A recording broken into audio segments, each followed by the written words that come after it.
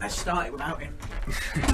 Scott, let's start it without him. I'll be Johnny. Did you enjoy the show this week? I thought I was very funny when I was going on about all the drivers that bring me here, and my dog, and my expensive holidays, and all the things that I just do on my own late at night on a computer because I'm at home on my own. Oh, here he is. Oh, Leeds United. Anyway, I thought it was a good podcast this week. It was, yeah. Now, wait a second. I don't think we start without the leader, do we? We did. We're doing the outro now. Are you? So that was your warm-up, and here's the podcast. I thought a tremendous week. They're going to get a good podcast this week, I think, lads. A brilliant call from Dave Bennett and Ken Dodd. Fantastic, isn't it? Really good. Ken Dodd. We're the only show that has the David River Icke. Nile really remains something spectacular. In fact, memorable departments next week we do ba ba ba ba ba. You know, One step beyond. it's just gone noon. Isn't that the banks of the River Nile? Isn't it the River Nile? Night boat to Cairo. Night But boat it to is the Cairo. River Nile, yeah. Yeah, on the It's a banks great of the song, River Nile. Yeah, it's not one step beyond. All right. No, That's it's not. Hey You! That one. Oh, yeah. By the of way, course, yeah. Come on. That book is worth reading. I know I mentioned it at Christmas. What, the but Suggsy book? it is worth reading. Oh, yeah, what you mean the Christmas... That wasn't the Christmas show where you decided to recommend us and take us through a coffee table book, is it? Of pictures. Photos of Steve McQueen. Where we all had to sit there going, oh, yeah, you're right there, James. There's another great photo of Steve by a car. You can't see it there, but he's leaning on a carving a fag. I mean, it's like a lot of our listeners, frankly, once you break it down. Here's another one in by a James Brown describing photos on the radio. Yeah.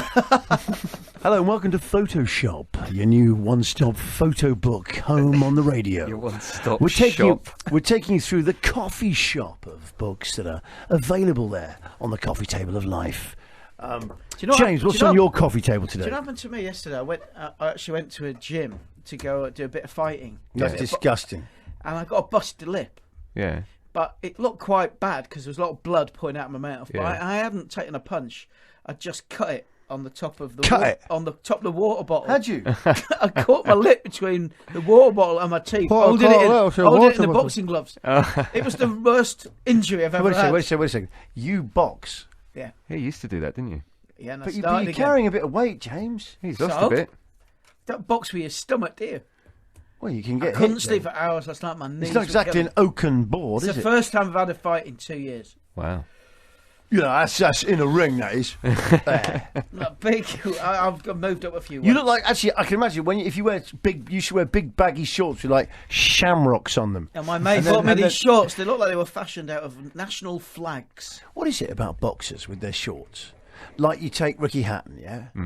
I mean, you think if he came round my house in those and stood in the corner, you put presents at his feet. You know, it's like a really rubbish Christmas tree. You see some where they're kind No, of but like why? dreadlocks But instead of why? shorts. What's wrong with just You've seen wearing them? shorts? Why do they think anyone's going to think, I want a Oh, pair of shorts amazing just shorts. like Ricky Hatton? You've seen them shorts, though? I like the little Union Jack on the back. I don't. I like all the frilly blue bits. Do you know what it is for? Why? It's to stop you seeing your opponent's thighs trembling and going. Well, I don't know about all that, James. I don't know nothing about no trembling thighs. I've just made it up, but it's feasible. No, but I just I'm think sure some of the Boxers, let's taller heavyweights wear them really high to make it look like a low blow when it really isn't. Well, you sort of think no hits below the belt. They've literally got it, but Around the neck. around the neck. One of those kids Round in the neck. Bash Street Kids wore his T-shirt, his shorts. Yeah, to the that's right, yeah. Plug. Oh, no, it wasn't plug, but another one. There's Yeah, a little one. Where he You had think, his well, shorts technically, around his neck. your whole body is. I mean, where are you going to go with this? Put it by your eyebrows. That's right. Really long shorts. Yeah, really? No hitting below the belt. Where his jaw is. Anyway, here's the podcast. Hope you enjoy it. Manchester United were absolutely knackered.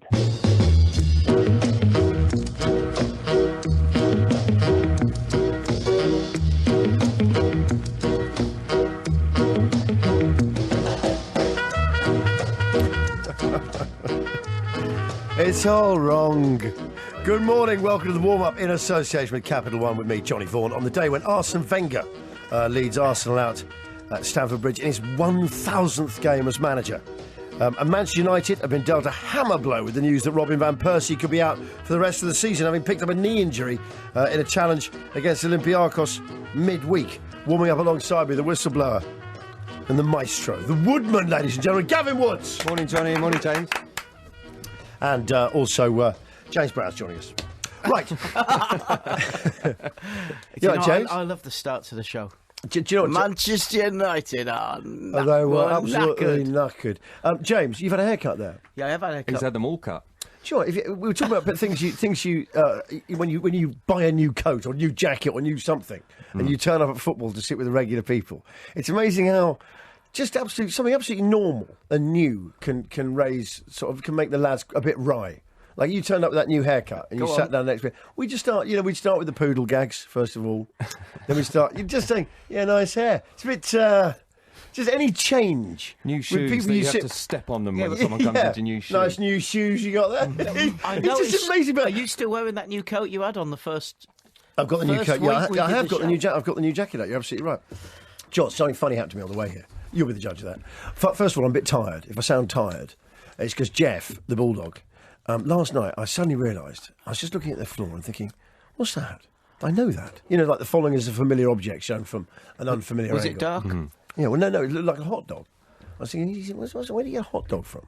And I realised what's happening is one of the hot dog magnetic, the fridge magnets has fallen off. And Jeff has eaten a fridge magnet hot dog. It's quite big. A meat-shaped magnet. Yeah. Has he eaten the actual magnet? Well, no, that's what I went in there to find out, because I have got another magnet. And you could test it on his stomach. Yeah, so I tested his stomach to see if I could then get the magnet out. Because I tell you, it was like CSI trying to reconstruct this hot dog to see how much of the sponge rubber he'd eaten. Because I started finding bits of it, and I shook the rug he goes on, and I found more. I thought, oh, great, he hasn't had the fake salad bit that goes round the side of the hot dog. And I thought, brilliant, I've got the rubber cheese. I'm really on here. Dogs don't like salad, do they? No, they don't like that. But then I started to find more and more of the actual roll, and I managed to reconstruct it. I realised he hadn't actually consumed any of it. Have you noticed a lot of the fridges now you can't stick magnets to? I know. So, have you all noticed a lot of the fridges now? Are they made of plastic or something? Noticed that the side of the fridge is no longer made of metal. No, really? But sometimes I can't do that. You can't stick them to your computer. There's nothing to stick them to. Hey, by the way, why'd you come out with that? They don't even say that in Leeds. That's like ancient Yorkshire. That's like how they used to speak in Travelers. What are you fixing to? Listen, if you've played Sunday football or Saturday football, we want to hear those stupid things that your managers say to you. Yes. I used to play for a fella called Malcolm in Kirkstall, Leeds. Yeah. And when we were playing well, he would go, "Come on, Kirkstall, you're cooking with gas." It was so embarrassing. Really It could cause you to lose the ball. Cooking with gas now, lads. We're cooking with gas, Kirkstall. So we want them. Yes, send them in. Yeah, we want some of your boss cliches. Those catchphrases of every. And we also want your injuries. Yeah, for injury news. There's Van Persie's getting all the publicity again on the back page. What about some of those out there? Yeah. Perhaps not getting the publicity they deserve. Listener injury news. Exactly. I had a driver in this morning, and it turns out he's a massive fan of mine. He says, yeah. He says, I'm a massive fan of yours, and that I absolutely, I love listening to you on that Capital. I've gone, cheers, like that. And then he's carried on going. I says, we love it in the mornings, that. And then he's gone.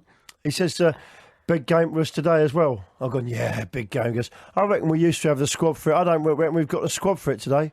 And I've had a normal conversation. Then I realise, I just get that moment when he goes, and we ain't got Henri anymore. I think he thinks I'm a gooner. This massive fan who listens to me every morning still, and I show up another 2 years. Then he said, "You're just like you are on the telly." I'm thinking, what, invisible? You're just like you are on the telly. He says, no, you'd be surprised. Some people you get in here in real life, they're nothing like they are. They're nothing like they are. But in real life, you're just the same. But he's just got it all wrong. I'm trying to really hold it down. He's one of those people who we just keep taking wrong turnings. He's gone, actually, I should have gone left there thinking about it. Oh, no. You know one of those? You know the ones? He's not paying attention. Should have gone. I think he's just winding me up. He's doing this he must be doing this to... Was this a conversation you were having with yourself? No, it wasn't a conversation I had with myself. Well, I do have saw you drive yourself in. Anyway, the point is, he did reveal that in terms of people's houses... Yeah. He revealed to me that... He says, tell you what, mate, in this game, he says... When it comes to going to people's houses to pick people up, he goes, having a tom tit's the big no-no. So they don't mind you going in for a slash, but going in for a tom tit's the big no-no. That's no good. That's the big no-no. Bad form. But it reminded me of, I don't know if I told you this already, but I once spoke to this guy. He was an old driver. Did I tell you this story before? I don't know. I repeat most things. There was this driver, and he says, he was an old driver I had. He goes, I've got in a car, he says, He says, do you mind if I just go in very quickly? I didn't know what he was doing in there, but I was uneasy about him going in to use my cars. It was a bit Was weird. it Glenn Hoddle? It wasn't, no. That's the players themselves. I spoke to the players themselves. And a it all lot came of to them, fruitation. It all came to fruitation. The players themselves. Glenn with players. Anyway, he's gone, got to use your convenience then. I don't know what he's doing, all right, and he's come back in and he goes, oh, thank you very much for that. He says, you get some very mean people. I've gone, really? He's gone, I said, what do you mean? He goes, well, I've driven down about 2.5 hours down to Portsmouth, little village outside Portsmouth. And I'm in some degree of discomfort. Because I am absolutely desperate to go because I've got problems with my digestive systems. When I've got to go, I should have one of them cards. One of them cards. It's like the OO cards, like the right to go wherever. And he's on them. What, you can get a card? You get a card, says let me in. I need to use your cars by law. Like a parking permit. Anyway, it's like that. It's like a season ticket for every carsy. Anyway, it's like police being able to seize any car. That's they can seize any carsy. Anyway, he's gone. He says, yeah. I said to him, is it all right if I use you? Because I was in some degree of discomfort. He says, and he was a right arrogant city boy, this bloke. And I've got to his house, and I've gone, no, he's come towards the car all brisk. He said to me, he's very brisk. I said to him, he says, is it all right if I use your toilet? And he looks at me and he goes, no, it isn't. Let's crack on. Oh, no. No, it isn't. Let's crack on. And he said 2.5 hours. He said, I thought that was a bit harsh, mate. Because I was in some degree of discomfort. And the thought of going back all the way to London without being able to take a rest stop. Do you know what? No, but what I was thinking about is they're in the car and just how uneasy knowing your driver is Squirming in the 67 driving and seat, just bursting. Christ knows Do you know what. It's when you're 7 minutes into an anecdote, like a bit part character of a dramatisation of Dickens, that I often wonder, with the people out there wondering who's playing left back for Chelsea today, who listening in to find out the news. This is the other thing I want to know is, should I be allowed to go home early? Come on, you're all football fans out Because there. you're I'm a football missing fan. the big I'm missing game. Chelsea at home. I've got a season ticket. It's really cheesing me off. I've got to work today. Have you given your ticket away to someone? No, I haven't, because I'm hoping to make the second half. But I've only made the first half as well. No. If you'd said that, we could have got Bob Ballard in to fill in for you. Well, can I go early? That's all I'm asking. Hopefully there'll be a groundswell of approval like there normally is on Twitter. But anyway, although I've suddenly realised what Twitter is, what they all are. What? Do you want, and what fame is? It's just like how is my driving? On the back No of the truck. one ever phones up, do they? Just to sort of say, I was just behind a van with how is my drive. I've got to say, he's very good, actually. I've been tailing him now for 6 miles. He's very polite. He's very proficient, very polite. Just saw him let a woman in there in traffic, and he's seems to be a very nice man. Sitting in the centre of the lane beautifully. I have this cretin in front. And that's all it is. It's 11:16. This is the warm-up. We want your injuries. We want your managerial cliches. We want you. We want to kick football out of football. Back in a couple of seconds. Don't be shy. Join the proceedings by calling the show on 08717 223344. Email us via talksport.com, or you can tweet us at DSWarmup or text us at 81089. 50p plus normal sending charges apply. This is the warm-up on TalkSport in association with Capital One, the credit card that supports the supporters. As I say, 11:21. Couple of little tweets in. Down 4-0 at half-time. This is the coaches who really... Absolute rubbish coaches, tell you. Really rubbish coaches. Who's this from? Down 4-0 at half-time. This is from... it's a beauty, this. This is George Mihampsey. He says, down at half-time, coach comes up and says, don't worry, boys, we got the win with us this half. We got the wind with us this half. Lost 6-1. I've got a brilliant one here from Patrick Mosley. I used to play in goal and my dad used to shout, "Big hands, Patrick! Big hands!" at the top of his voice. Tom McDermott says, lose it, use it, and abuse it. He didn't know if he meant the opposition player or the ball. I heard someone. This was a 12-year-old. No. What league was my son in? No, it was under 10s. The Balham under 10s league. And there's this geezer who used to come down and watch it because he's hoping more scouts would come down. Says there should be more scouts down for his boy. He's gone, come on, son. He runs it and he knows it. He runs it and he knows it. I don't know, it's like ancient Cockney. Yeah, what does that mean? No, it's just like, he's one of those blokes who does speak that ancient Cockney where they say, definitely. Scapwold. Definitely Arper, Scapwold. There's a P for an F. Cup of copy, Arpsnell. The thing is, he's gone Arpsnell, definitely Arper. This is what real managers are like. They are. He goes, They are. at 10 Richie says, the opposition of, this is what his manager said to him, the coach, the opposition are very strong in central midfield, so I'm going with just one midfielder today. We lost. I've got one from Bark Pamphit. They haven't got Peter Shilton in goal. Have a dip. I've got opposition manager during my son's game told his team to, quote, do good kicks. Do good kicks. Yeah. Come on, do good kicks. But you could imagine, like, Allardyce shouting that. It's tremendous. Hey, we're going down the River Nile, guys. Are we ready? Somebody gon' get their ass kicked. Somebody gon' get their wings lit. Somebody gon' get their ass kicked. Somebody gon' get their wings lit. It's time to once more row down the River Nile, Quinn. Yeah. And find once more a heart of darkness at the end. But who is Colonel Kurtz today? I don't know. Well, let's find out. Oh, yeah. We've had Niall Quinn. He advised us to get Mr. Ord on the phone. Yes. He then advised his mate Hours Yes. on the phone. Then we had Bennett last week. Now we've got Bennett's brother, Dave Bennett, this time. So it is the River Nile. The bloodline, It's the chain. It's the chain. And we welcome Dave Bennett. You're right, Dave. Hello, how are you? Not too bad. Morning. Thank you very much for joining us on the warm-up. Yeah, that's no problem. Okay. Now, your brother, Gary, nominated you to come on this week. And he was very old school, I would say. He told us a couple of very old school stories. Well, we are old school, ain't we? You are old school, yeah. I mean, he was telling us that in his dressing room, they used to have like cigarettes and booze. Drinks cabinet. A drinks cabinet. And he said people used to warm up sometimes by having a glass of brandy in a hot bath. That's right. We had the same brandy or whiskey Yeah. to get the adrenaline going. So Because it's not enough, is it, running out to play football in front of 30,000 people? You just need a glass of whiskey just to give you that bit of, Gary, where was that? Was that Coventry or Man City or? at both places, they used to have a drink just to get you going, the adrenaline. Different managers have different ways of getting you around.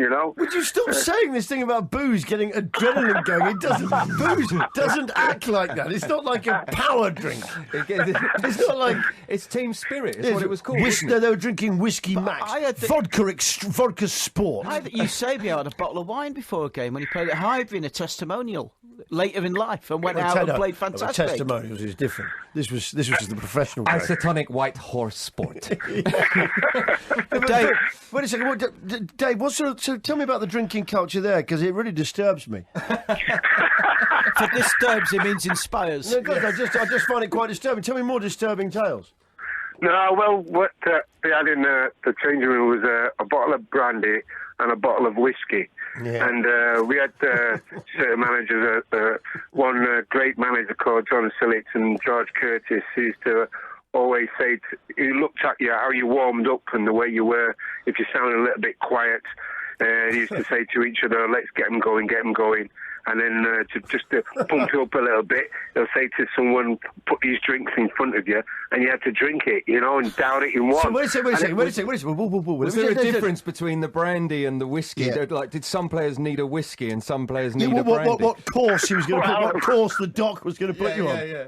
It's what you prefer. Oh, okay. So let me get this straight. He'd look at you warming up and think, just stand there going, He needs needs a bit of whiskey, that one. Give those two brandy, and that one, get him up on whiskey. I want him up for it. They forced him to drink it. It's like spiking horses. Well, I hate to think what they'd be like now if they got tested. Yeah. Oh. Dave, what was it like before the FA Cup final? Because you got man of the match in 1987. What was the feeling like before that game? Were there any extra measures taken to relax you? Well, going to play the FA Cup final, that was maybe one of the lads who'd been there before. So I had to calm them down and tell them where to look. Don't tell me. Don't tell me, gin. Yeah, so you have little. The way you warm up and the way you do little things. Go on. I'm anxious to know. I really am, because we know already that you're on a diet there of whiskey and brandy. So how did you warm up at Wembley this time? How did you show the young lads? Well, I had a hot bath, to be honest. I had a lukewarm bath. Because to stretches I suffered with hamstrings. Yeah. And then you sometimes you had your music on.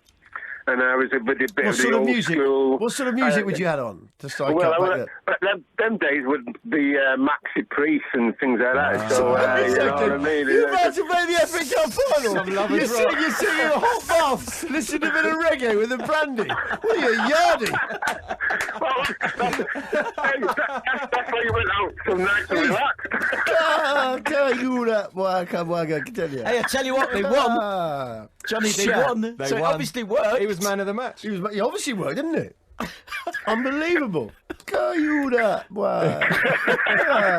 Checking for Priest. Man pun much. Seriously. Checking for the Priest. Can't I talk about brandy, them and not like we, yes, sir. Come on, check for that. So it's bath time, a brandy and a bit of reggae. Excellent. Well, it did the trick for me. Hear me now.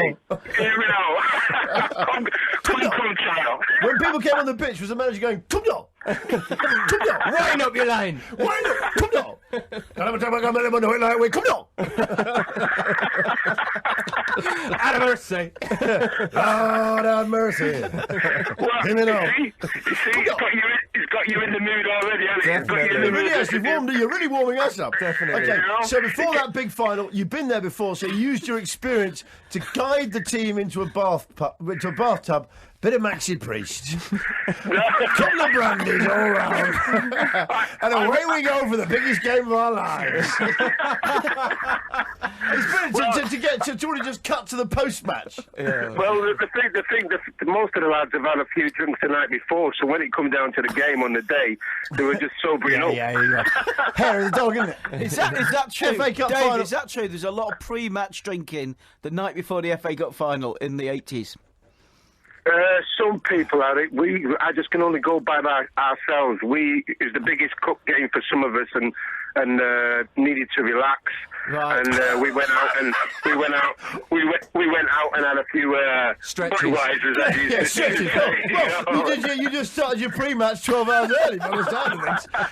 We just went on a 24-hour binge, really. But The classic. Turns out the 24-hour warm-up. How did you celebrate after the win? Did you just a bit of yoga and a sleep? Some exercises. What did you do to celebrate? Is a very good question. If you had 24 hours before the game, Christ, you just went bananas. No, we obviously there was a reception set up for us, and we had a hotel that was on the way back, which we stayed at a Brownsover Hotel in Rugby, and the powers in B booked the hotel for all the players and our families, but I think there was a wedding there, and the couple who was getting married didn't want to change or move to somewhere else, but we had the hotel to ourselves. How lucky for them. How much was the damage? How much was the damages bill? Did the happy couple appreciate the fact that you've been now on the go for 36 hours with a football match in between, and also won an FA Cup final during what is effectively a stag night at half time? They just joined in. Oh, did they? That's good. And we just had a great night, got together, and we, as you do, celebrating something that everybody dreams about, winning the FA Cup, and what an achievement at the time for Coventry. After the game, what are you going with? Eddie Grant? We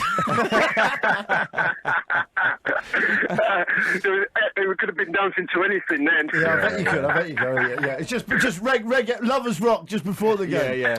And some roots. Why are you going to play the Lovers? Roots after. Why are you going to play Lovers? Okay. Hey, Dave, before we can't let you go, I've asked you, did you play under Malcolm Allison? Yes, I did play under Malcolm. The year that brilliant documentary was made, when he had you training at half-time. Yes, yeah. Well, whoa, hang on a second, Dave. Could you? We got to go for some news now, I think, because I've got that. I've got my producer looking at me going straight to break, and as my producer's from Northern Ireland, he does sound like Eamon Holmes working a sex chat line. When he whispers like that in my ear. What he's trying to say is, will you stick around? Straight to break, Johnny. He could have told the anecdote by now. Unbutton your flays. Okay. Okay, Dave, just stick around. We'll be back in just 1 second. We're going to have more. Malcolm Allison. We're going to have Malcolm Allison. This Definitely. is too much. Yeah. So the Quinn lineage turns on Allison after the break. It promises to be extraordinary radio. Stay with us. Lost everything to you. You say you wanna start something new, and it's breaking my heart to leave. Cha. Caribbean. Come forward. He's still there, Dave. Dave Bennett, are you there? Yeah, I'm still here. Just warming you up there, He's Dave. just putting a bit of hot water in. Seriously. I bet you're like reaching for the martell, you get me? All right, okay, here we go. We wanted to talk to you about Big Mal. Big Malcolm Allison. Were you with Big Mal during these sheepskin jacket years? Yeah, when he returned back to the club, I was there at Manchester City, and he was, he's just ahead of his time with his training methods and thoughts.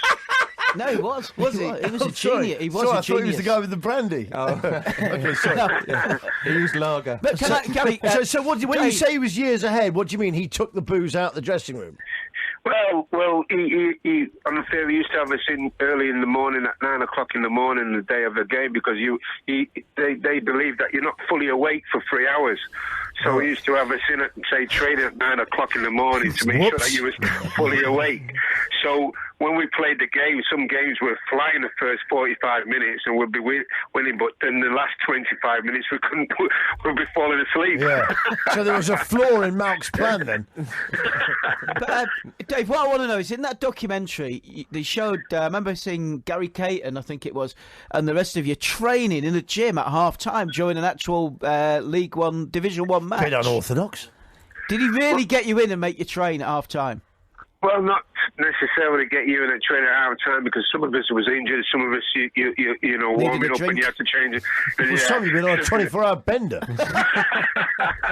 Let's face it. It's like walking wounded. What it was, there was a gym there as a warm-up gym, and we used to play head tennis in there. Some of us you might want to go back in because he believed keeping you on your toes and things like that. Like he says, he had his ideas where you was awake all the time and make sure you was on your toes all the time. What do you mean? It sounds like sort of sleep deprivation or something. He wakes you on your beds with bizarre fire alarms. Knocking on your window, it's 5 a.m. Complex. What do you do? You had to play head tennis with the football, but without spilling your drink. Well, you got to remember them days. You only had one sub, 2 subs. And now you've got 5 or 6. So things have moved on in comparison to them. So he believed in keeping you alive, ready to go on. Keeping you alive? Keeping you alive?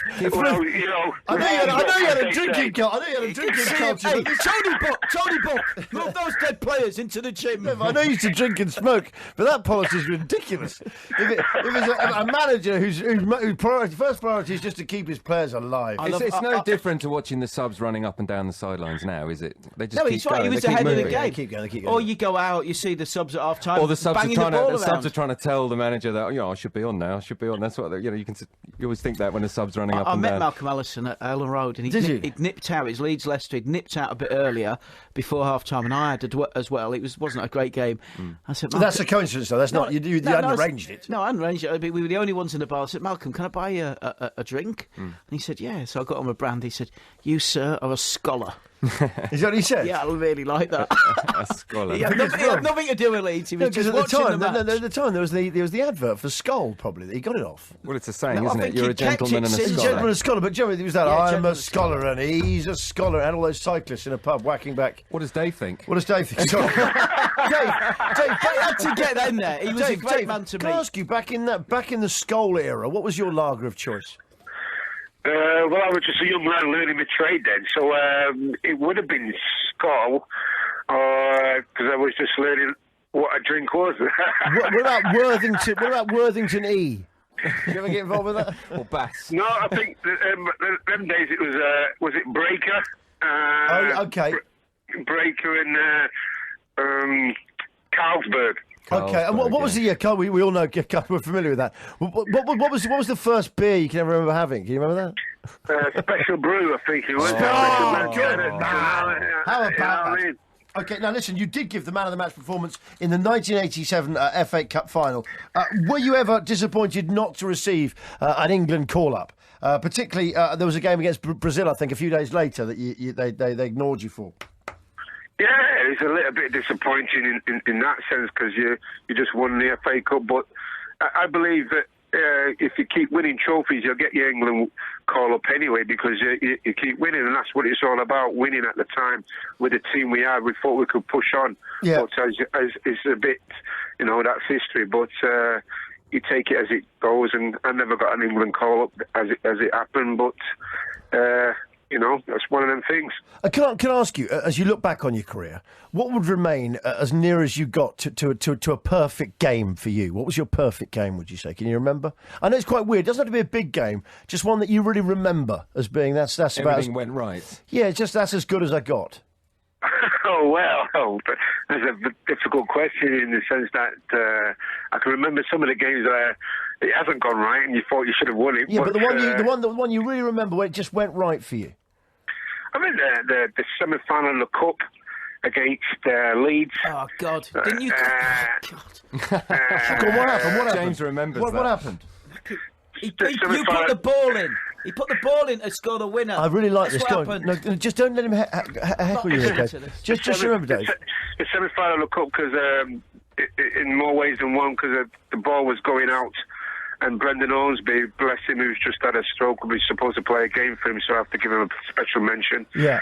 So he was shepherding the ball out as players do nowadays, and was going nowhere. We needed a little bit of inspiration as a break, and I've chased it down and tackled Brendan Ormsby. But not only tackled him, I kept the ball into play and had the mind about me to put the ball across the goal for Mickey Jin to score. For as an inspiration and then a game changer, that for me was one of the perfect things to do. Oh, in your lovely moment. Career. Absolutely lovely moment, and a lovely chat with Dave Bennett, ladies and gentlemen, former Coventry, Cardiff, and Manchester City winger. And who are we going to have as next week's guest, Dave? Who would you recommend? I would like to recommend the guy who scored the goal in the semi-final of the FA Cup, which is Mickey Jin. Oh, no. Okay, fantastic. That's our next booking, and there's a lovely story leading into that. What a pro you are. Brilliant Ladies call. and gentlemen, Thanks, Dave. Dave Bennett. Thank you, Dave. Back in black!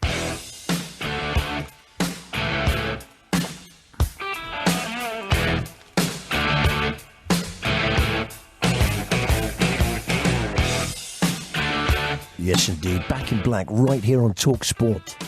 The show that's serious about refereeing. Deadly serious. Why'd you come in and say silly things? Like, deadly serious. You know you're just lighting the touch, Trevor. You know I'm going to go off on that. I know. Welcome to Deadly Serious. After full contact. All the topics. All covered. the refereeing. Serious talk about sport. The beep in the black. Okay. It is Back in Black. Graham Poll on Man United versus Liverpool. Well, we've got two things on Back in Black this week. Last weekend were two really feisty games. There was the Man U Liverpool game. Oh, feisty. Really feisty. They could have had 5 penalties given against them. They were bubbling over that one. It were absolute They were bobbins. bubbling over. Seriously. He is crap. I watched that game. I tell you something. That game were bubbling over. Oh, they were it was. bubbling over all the time. Go on. It was mad. He actually he gave 3. One of them was a bit of a dive from Sturridge, but he could have given 2 others, and there could have been one against Johnson as well for a handball. And Rooney could have had a shout for a pen. He got blocked in the area. But Graham Poll was saying that when he used to ref at Old Trafford, instead of worrying about Fergie shouting at him in the tunnel afterwards, he used to just try and not give any pens to anyone. Yeah. Because that was his way of not giving any to the oppo and not giving any to obviously, to Man U. So it was quite an interesting way of dealing with It's Fergie. like unbiased. Yeah, But it is biased by being in a way, unbiased. yeah. Yes, that's right. it's like school referees when they in like school rugby games. They used to be so biased for the opposition just to show they weren't being biased for the That's right. Well, which takes us on to the second item, which is Jose Mourinho. Because Graham Poll said in that item I read, he said that David Moyes has not replaced Alex Ferguson in terms of putting pressure on the rest. Jose has, because he's talking about Chris Foy he doesn't want Chris Foy to Oh, it's all right officiate. for refs to criticise managers, is it? Well, Jose Mourinho has had a terrible effect on Olympic cycling that week because Chris Hoy got abused on Twitter again. Again. Oh, because of Chris Foy. Yeah, that's right. Okay, Happens gotcha. every time. And Chris Hoy went on Twitter and said, "Yeah, the abuse is coming thick and fast. Emphasis on the thick." It was really funny, but Listen, don't take Twitter criticism. As I say, it's No. how is my driving? How is my driving? Twitticism. Twitticisms. There's a lot of Twitticisms, but there's a lot of what are called Twittics. well, both games, Johnny, were pretty much a judo party. Do you remember we spoke about Wenger describing a really violent game as being a judo party? Yes. And you said it sounded a bit like a goth tune from the 80s. Yeah, judo party. I found one. Did you? High karate, Novocaine, judo party in the rain.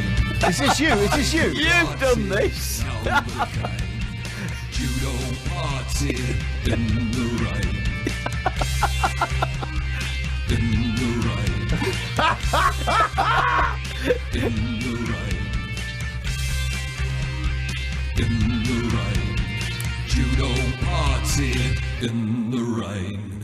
Oh, is that you, Gav? It is, That's yeah. you, isn't it? Oh, What Gavin, did you call that band? I didn't think of a name. We should come up with one. It's a good That good is idea. great. That's fantastic. It does sound like What about judo what party. about Wenger's cloak?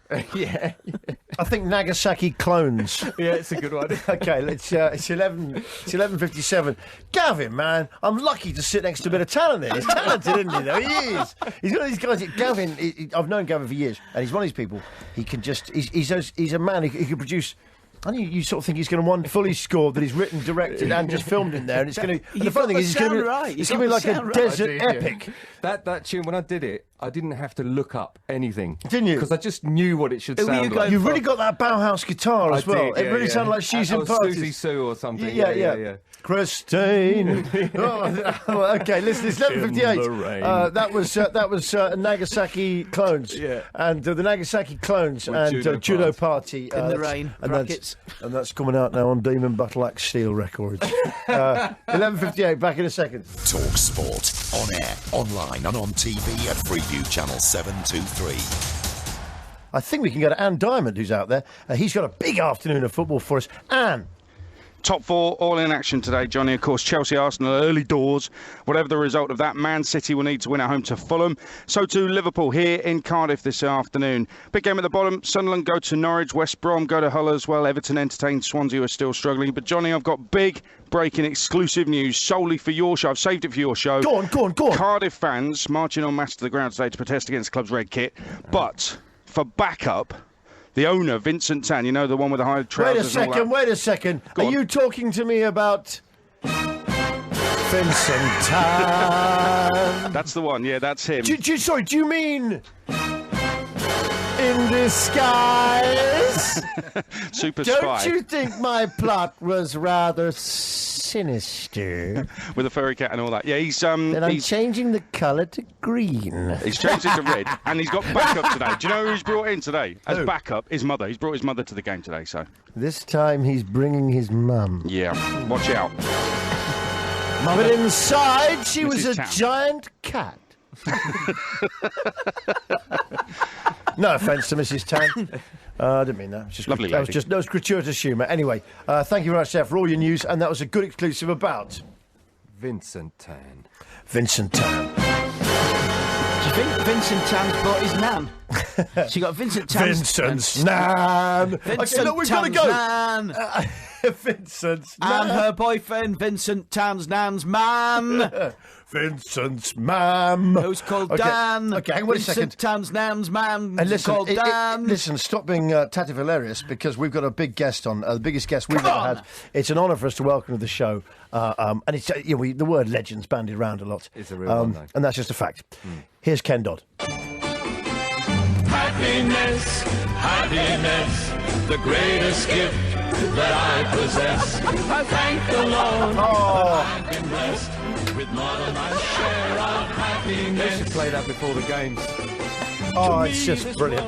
Is a wonderful place. Ken, are you there? By Jove, young man, I've been waiting anxiously for you. Oh, we've been waiting anxiously for you. Good I morning, thought Ken. you got lost. No, we didn't. You know, you should have a little label around your neck so we know where to find you. Well, I'll just hang around on stations, hoping I'll get lucky with a family. Return to sender. Do you know what, Ken? That song "Happiness," yeah. Yeah. That was. I've got down here in the stats that you actually sold. You're only beaten by the Beatles in the '60s. No, it was the other way around. Well, you beat No, the when I was in '65 at the Palladium, we kept everybody out. I was on the top for 18 weeks. Wow. Yeah, great. Happiness for me would be a big win for Liverpool today. That would be a big win. Well, you're right. Let's get back on track with the because you're now our official Liverpool correspondent. So, what do you see about this charge for the Premiership? What do you think? Well, this new manager, he's made a wonderful job of it this year, hasn't he? Yeah, he really has. What do you think? What do you think he's done there? Well, he's. I think football. You know, everybody thinks football is something you just play with your feet, but I think you play it with your head. You know, because psychologically, when a team's on a roll, when you're winning, when you've got it, you've got it. And Liverpool at the moment are really full of confidence, and I think we can do it. Okay. I'm sure we can. James Brown. Absolutely just come knock on anything, touch it hilarious, and will leave us feeling full of punctiousness. Okay. Ken, we were just having a chat there because we know you're a big Liverpool fan. There's a famous photograph of you running onto Anfield for many years ago. That's it, yeah. Who is your all-time favourite Liverpool player? No, we've had a bit of a bet on this. There's four of us who've gone here. Well, it goes back a long time, actually. I think you always remember the man who made a big impression on me was Billy Little. That's who done it! That's what the producer said. That's what our producer said. He was a gentleman on and off. No, but our producer there is John. There, he's from Northern Ireland. He said he said to me, he said, "No, change that. Put Billy Little." He's definitely going to go for Billy Little. And I thought he just said Billy Little because it really. No, Billy Little. I know. He was from Scotland, actually. Was he? He was a gentleman on, gentleman off. Whenever he used to send a high ball over a pass, he would always send it with the lace side outwards. Oh. You see, in those days when you used to lace the footballs up, Yeah. it wouldn't hurt the other man's head, you see. What a gent. What a classy guy. He had twin boys. Him and Mrs. Little had twin boys, two big 6-foot lads of her. They're still around somewhere, yeah. Did they play football? Did they play football, or is that just a nice fact about him? Family news. He's had two 6-foot twins. Yeah. Ken, do you still go to Anfield when you can? Now and again, yes. But we're mostly gigging, you see. Yes. My job, I'm whizzing up and down the motorways doing one-night stands. One night's all they can stand. And tonight we're in Stockport in Manchester. For Easter we go to Bournemouth Pavilion, all up and down. We go to Glasgow, Scotland. It's great doing one-nighters everywhere. Then nobody gets fed up with you, and you can see so many gigs. You've got such a massive tour going right into the end of June. We'll read some of them out. Jim's been going on about this, but it's a massive tour. It really is. You're looking at how many dates you got in there? How do you warm up for the tour, Ken? Now, before you go on stages, have you got a little routine or any stimulants you take? a stimulant. Several teaspoonfuls of lager would be very nice. Yes, yes. Anything else? No, I don't think so. Bit of deep breathing, you know. Yeah, a bit of deep breathing. I've heard actually. I know you give everything for your shows, and sometimes you go on over like 2.5 hours. Yeah, but an ugly rumour. Is it an ugly? an ugly rumour. But is it true you actually That's what your landlady used to call you. Hey, Ken, have you ever performed for any of the Liverpool teams after they've won a cup or anything like that? Yeah, well, yeah. Oh, yes. I've actually been on the pitch at Anfield. Bill Shankly was a wonderful man. Do you remember him? No, I do remember him. Yes. You're too young, but he was a wonderful man. Bill Shankly. He was inspiring, and when we were having a cup tie with Southampton, he allowed me to take all the chorus girls, the dancers from the show that I was in, and took them all down to Melwood, to the training ground, and I think the boys quite enjoyed seeing all these young ladies in little white shorts. That's hilarious. It was quite stimulating. I bet. He actually let them break training for an hour while we took lots of photographs. Yeah, it was great. And what was happening in the photographs? Well, we did different, a lot of passing going on. A lot of passing? Yes, yeah. Oh, passing. I'm sorry, I didn't realise I was speaking to I didn't realise I was speaking to an intellectual. Yeah, well, come on. Passing. Yes, passing. I'm trying to do a bit of passing God's tonight. sake, remember, we're coming from the south here. Yes. We've got some southern listeners. I believe that's where you have a bath. Ken, can I ask, right, Ken? Ken, how much of your show is the same every night, and how much do you just make it up as you go None along? of it. I've been at it now a long, long time, and every night it's a different show. Well, 50 or 60 years, I've never done the same show twice. It's impossible, because it's like a football crowd. It's any audience is a permutation of all different people. So you have to approach each show with a different attitude, you know. So what do? You get out there, and the audience has like almost their own character. They're an individual. You've got 30 seconds to. You have 30 seconds to see whether they like you or not.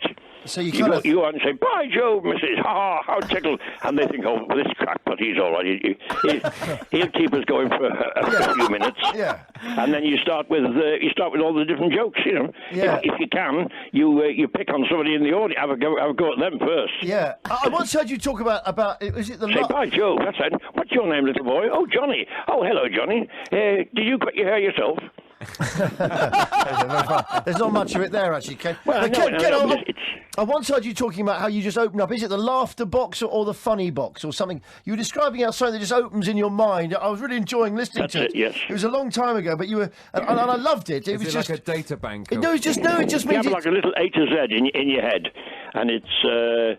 You say, well, you have to trust your mind to say the first thing that comes into your head. That's what you were saying. You do what you call ad libs. You know? Like an inspiration. But was that the funny box or the laughter box you call that? I've never heard of that one before. No, you coined it. I'm only quoting you. I just can't remember. No, it was. You were saying you get out there and you just open up. Your chuckle muscle. Your chuckle muscle. Okay. Your chuckle muscle. Anyway, I've actually stood on the stage and I've heard myself telling jokes I've never heard before. No, I get it. I get the same thing on air. Ladies and gentlemen, it's been a pleasure talking to him. The man, the legend, our Liverpool correspondent from this day forth. He's on his 2014 tour. Check local press for details. Ken Dodd. Thank you, young man. Thank you, Ken. Thanks very much, Ken. Brilliant. Ken Dodd there at 12:32. This is Talk Sport, the warm-up, which comes to you in association with Capital One, the credit card that supports the supporters. I've just got a couple of things here. You should just say he's in Stockport tonight. If you want to see him, he's at the Plaza Theatre in Stockport. Isn't that great? No two shows the same. There's nothing more disappointing than when you really enjoy a comedian. And I won't say which big-name comedian this happened to when to it's me. exactly the same show. And I went to see them the next night, and it was exactly the same. Same ad-lib. No, like same ad-lib, same. Yeah. No, but I'd heard that. I'd heard that about Ken Dodd. He just starts talking. Yeah. I also heard he gets really nervous. He has to be shoved on, but I didn't want to say that. He looks like Luis Suarez as well. Have you noticed that? No, with the teeth, and he does look a bit. He does look like Luis Suarez. The teeth. Okay, listen. I've got an interesting problem for you here. You ready? Go on, then. And you can solve this one over the break. You ready?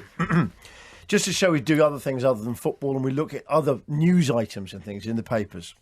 Dear Deirdre, my boyfriend has no steady job or even a bed of his own. He sleeps on a camp bed on his parents' landing. I'm 23, I've got a good job and a nice car. I share a flat with a friend and feel happy with what I've achieved. He's 24 and I love him, but we've been together for 3 years and I feel it's time to take things more seriously, like getting engaged, sharing a home and having a baby in time. When I talk about this subject, he just laughs and changes the subject. And starts talking about Stoke and goes back to the switchboard. He just laughs and tunes right back into Talk Sport. It's 12:34. Talk Sport. On air, online and on TV at Sky Channel 0108. I had a laughing fit last night in between trying to find out where Jeff, whether Jeff had ingested all the magnet, the fridge magnet, hot dog fridge magnet. Yeah. And the only thing I couldn't find was the magnet bit after I reassembled the When bit. he walked past streetlights, were they going out? I don't know, but they weren't. But I've got these magician's magnets, so I started to work them along his tongue to see if I could bring the magnets back out Dragging him of his around. mouth. But then I saw them under the carpet and realised I was a lunatic wasting my time. But then I saw Prince Philip on telly with the Queen, and I suddenly realised, Prince Philip, he's a real sort of Joseph figure, isn't he? It's Joseph. What, in the nativity? Yes. Fitzel? Like the nativity thing, isn't he? Joseph figure. I don't know, he's got that sort of horny-handed, rural... So he's a bit rough, my old man. Can I read some of No, but these do you know what I things mean? out? Do you know what I mean? The Queen is so pure and there, and she's like our iconic Madonna. And he sort of kicks around like, he's got sort of a... innkeeper. He's a bit of a... I think he's a real Joseph. I think he's got Joseph syndrome. Didn't Spitting Image used to pretend he was made of kebab meat? Yes, they Yes, did, they yeah. did, yeah. But I've been trying to spot Joseph syndrome with sort of powerful women through the ages. I suddenly realised this. Whenever you have a queen, Oh, you've the always got that biblical sort- Joseph. Yeah, the biblical Joseph. Who else do you think I meant? The other biblical Joseph with his coat. Oh, right, okay. I don't mean he's like Joseph with an amazing... Yeah, that's t- what I thought. The Old Testament I look Joseph. handsome. Oh, I you look mean the smart. New Testament Joseph? Yeah, Oh, you should have said. Sorry, James. I should have known you're old school. Yeah. Keeping it I'm real. in old school with my Bible, I'm mate. on my vintage- None of that New Testament. I'm on vintage No, Bible I'm old study. school. It's like the Stan Smith of... Can I go two of these? Go on.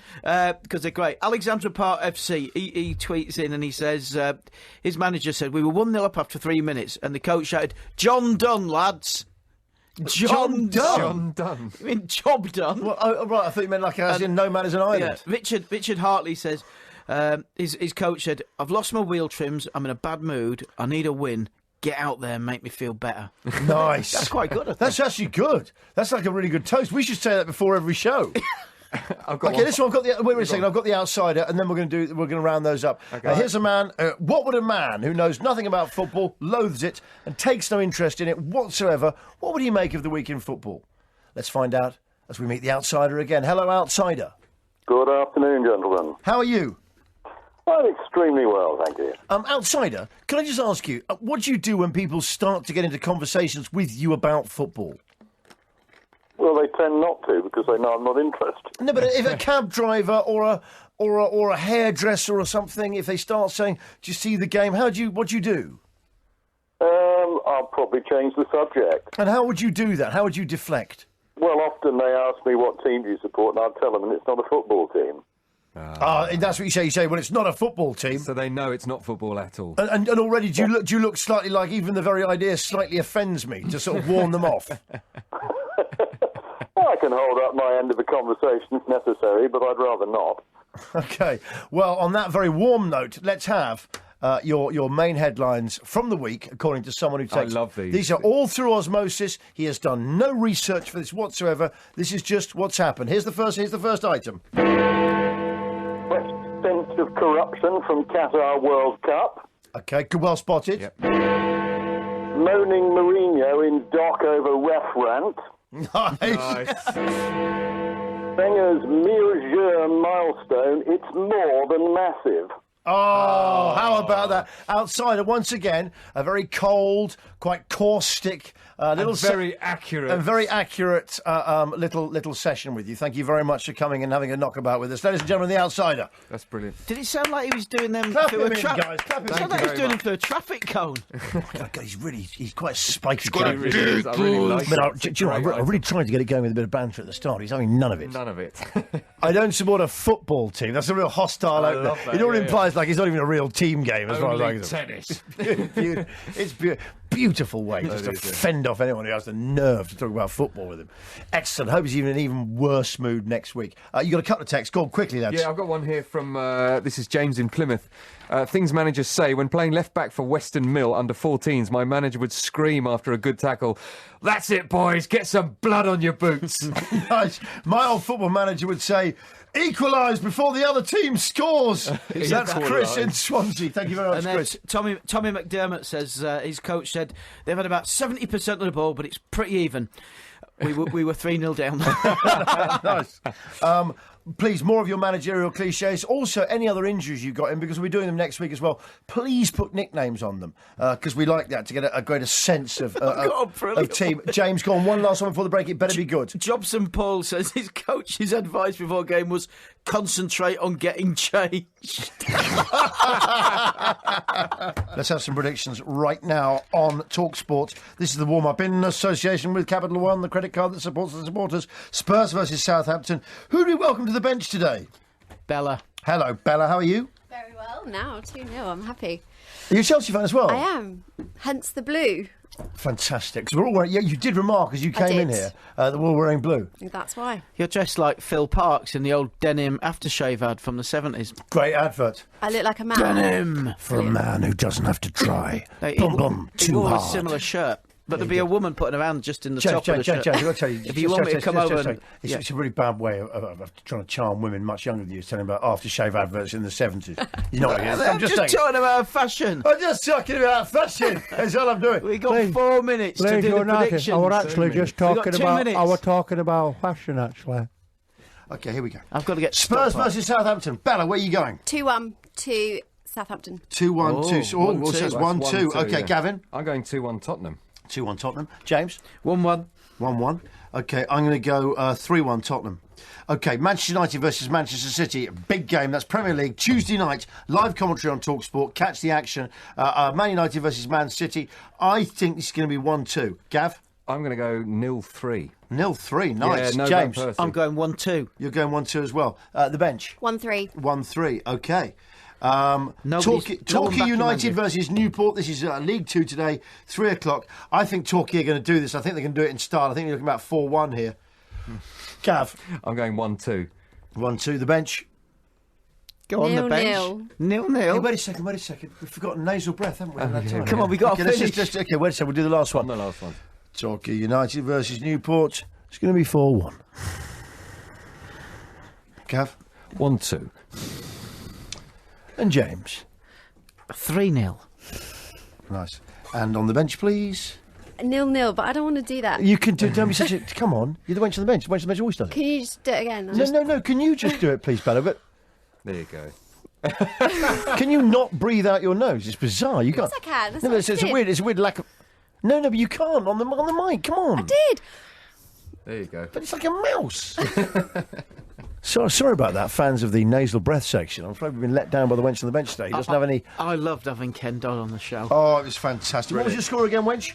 Wench on the bench? 0-0. 0-0. No, I've just said wench. Oh, I forgot it's actually a word. You've gone medieval. Thank you very much to Bella, our wench on the bench. Thank you very much to Ken Dodd. Thank you very much to Dave Bennett, who was on as well. Great guest. Yeah. Thank you very much to James Brown. Thank you to Gavin Woods. Thank you to you for all your texts, all your emails and all your tweets. Enjoy yourself. Kick football out of football. You know what? It's later than you think. That was this week's podcast. James, I thought you were on spectacular form today. I enjoyed it this week. It was mellow. We would like more of their injuries. But more nicknames, please. Yeah, a lot more nicknames. More as a football man's and more injuries. Yeah, well, we got that one on the fellow who puts the birdcage in. He said his coach whose car they abused, the coach was called the Dabbler. Was he? The Dabbler. He said, was he not full time? Why was he called the Dabbler? He wasn't full time, obviously. Okay, he obviously dabbled in his team selection. Do you know what it's like? It's like one of those TV series you remember from back in the 70s. Do you remember the Dabbler? Do you remember that show about that bloke who dabbled in antiques, and he just each week he'd dabble in something? The Dabbler, and he was a detective, but he dabbled in the dark arts. Nicholas Hazel is the Dabbler. He dabbled in the dark arts. Nicholas Hazel. Patrick Mower is the Dabbler. Is he still alive? Patrick Mower. I think he's an Arsenal fan.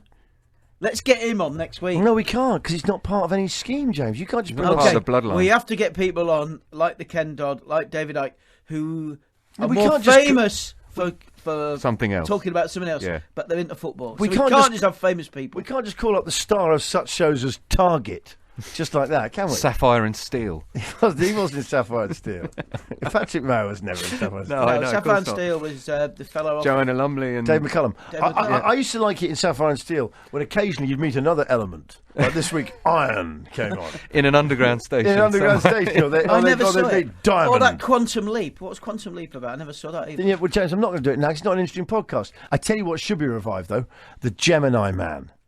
Do you remember the Gemini Man? I don't remember that one. He was a guy who had like an early Casio watch. But he could be invisible only for 30 seconds each day, which used to time. On a timer. On a timer. So once a day? Yes. So you have to really pick and choose his moment. I would go at that point was when my girlfriend's looking at all the shoes that I've left in the living room, all my trainers. Do your shoes spread around the house? Mine are like operating some sort of imperialist My policy. wife trips over my shoes walking past, my You're side of giving the it away bedroom. now. Well, actually, it's a good setup. Yeah. If she ever is found dead at the bottom of the stairs, you say, I did claim that she tripped over shoes years ago on the warm-up.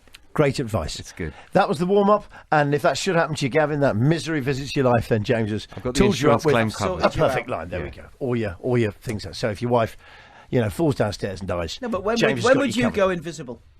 Me? Yeah. That's when I'd go. When the James. shoe criticism is coming up. From the moment I wake to the moment I sleep. I tell you when I'd go invisible. When? When Arsenal are 3 down at Chelsea and I'd go on the pitch and start kicking Chelsea players. Now you know exactly when we've recorded We've this. got 30 seconds. Though. We'll talk about that refereeing decision next week. It's all coming next week on your warm-up. Thanks.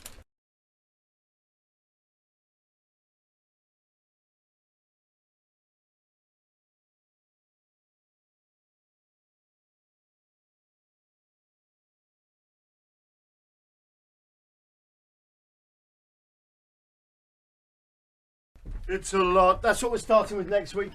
It's a lot. It's a lot. It's a lot. It's a lot. It's a lot like life.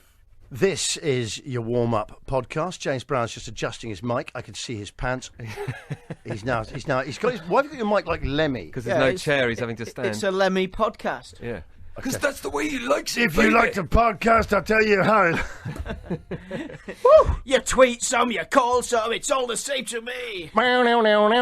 Actually, Gav can The do... Ace of Pods! It's the Ace of Pods. Exactly right, James. You got quite carried away. You're quite in character. I'm enjoying that. It was quite motivating Johnny, at the time. my mate John Lake was on holiday. They got a cottage in Cornwall or something years ago. And one of the girls on the trip said, "Oh, my boyfriend's getting in late. He's working late. Do you mind staying up and letting him in?" So John, who's a massive Motorhead fan, he's sitting there till 3 a.m. He's a massive Motorhead There's a bang fan. on the Of door. course he's going to be awake. 18 stone. He never sleeps. Exactly. Like Lemmy. It's a euphemism. He's a massive Motorhead fan. He's had the Motorhead diet, and he's up at 3 a.m. and there's a knock on the door, and it's Filthy Phil Animal Taylor, what his name is. That's it. He spends a week on holiday with his girlfriend's boyfriend, who she didn't happen to mention. He's in Motorhead, and he'd done a gig somewhere. And come straight down on the holiday. There he is, a Motorhead fan. And actually, Filthy Phil turns up. Yeah, but in the middle of the night. Anyway, it's very hot in this room today. It's really hot. It's like a greenhouse. I don't know who's been doing whatever in here, but they like it hot. They do. Because this is hot. This is like being in Mercy's suit. It just always looks really hot in there. Anyway, good week, James. Yeah, I really enjoyed the show this week. I did. It went by very fast. It shot by. Stephen Fryer, no show for us. We really build that. I think now we can just build big guests every week. Yeah, but nobody notices. No matter They what just happens. want your impressions. Or get No, name, they or get don't. name-alikes. We'll just get name. Okay, fair enough. Guess what? What?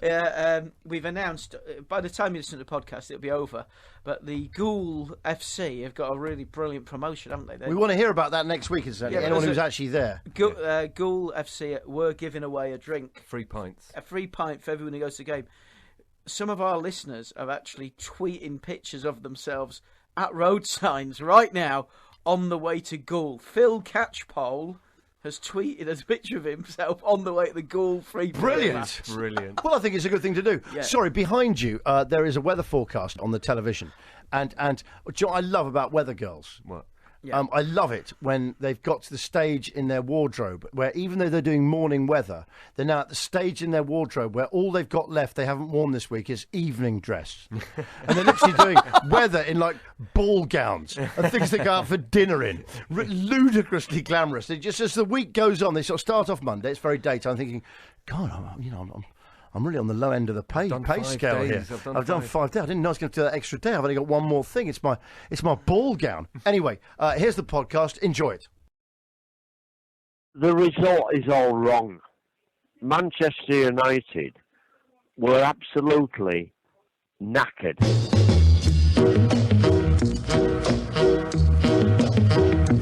The result is all wrong.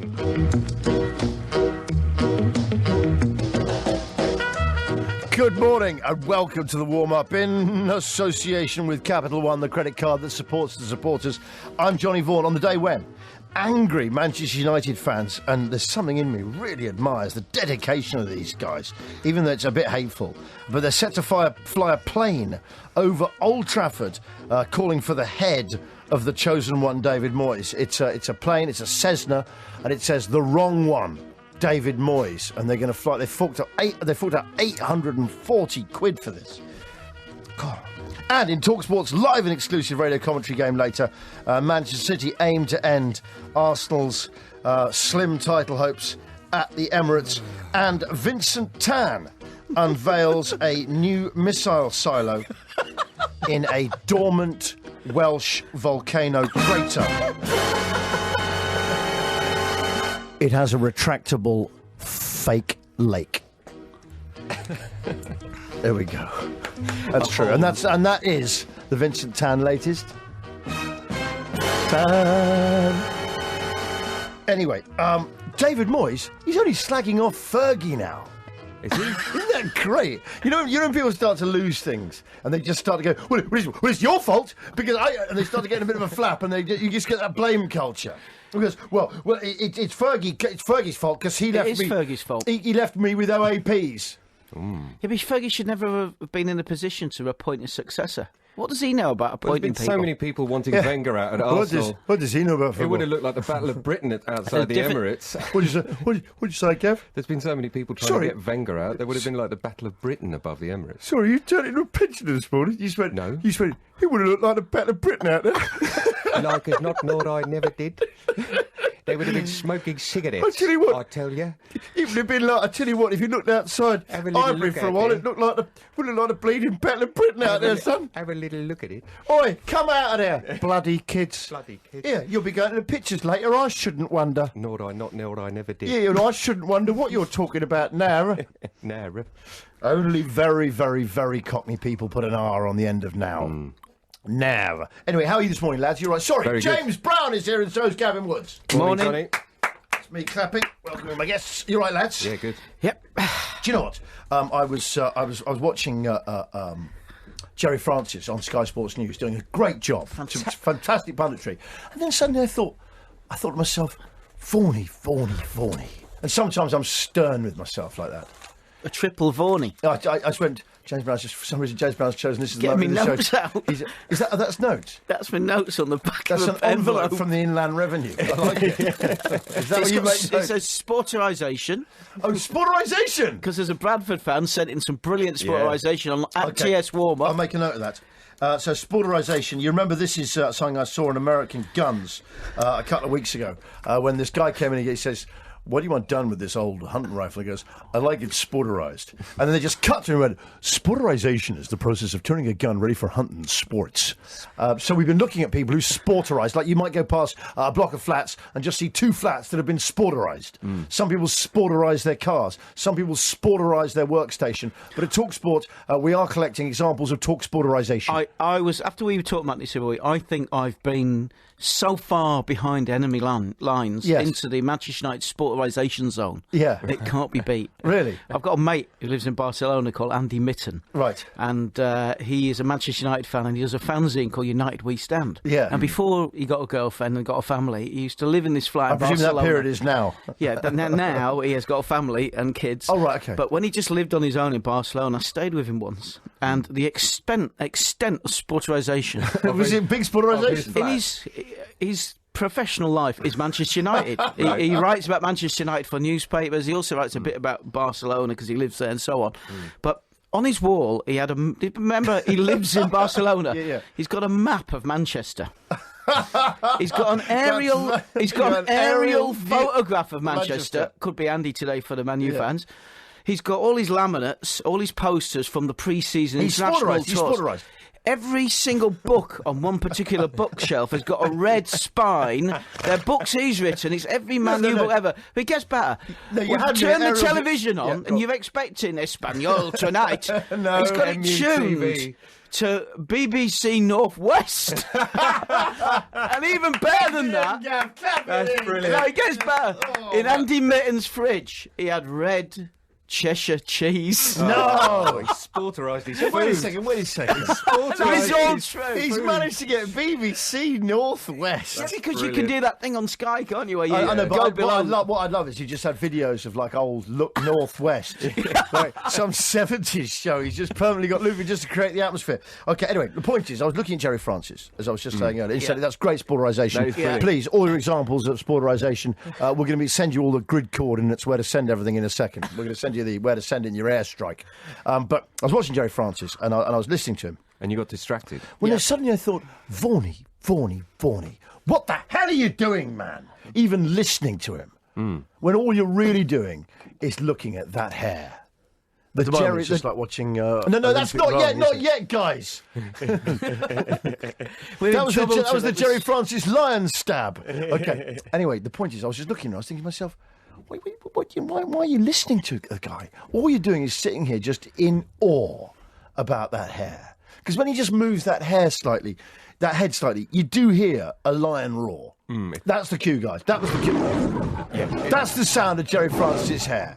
It's a time capsule. Listen to it once again. Jerry Francis makes a comment. He just puts his hair back slightly, and you hear that.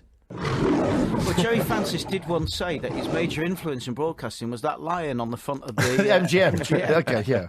Well, anyway, the point about Jerry Francis' hair is I've done some research. Would you believe... it's weird that I picked up on that this week because it was on the 31st of March when QPR drew 2-2. I can't remember who it was with, though. Who was it with?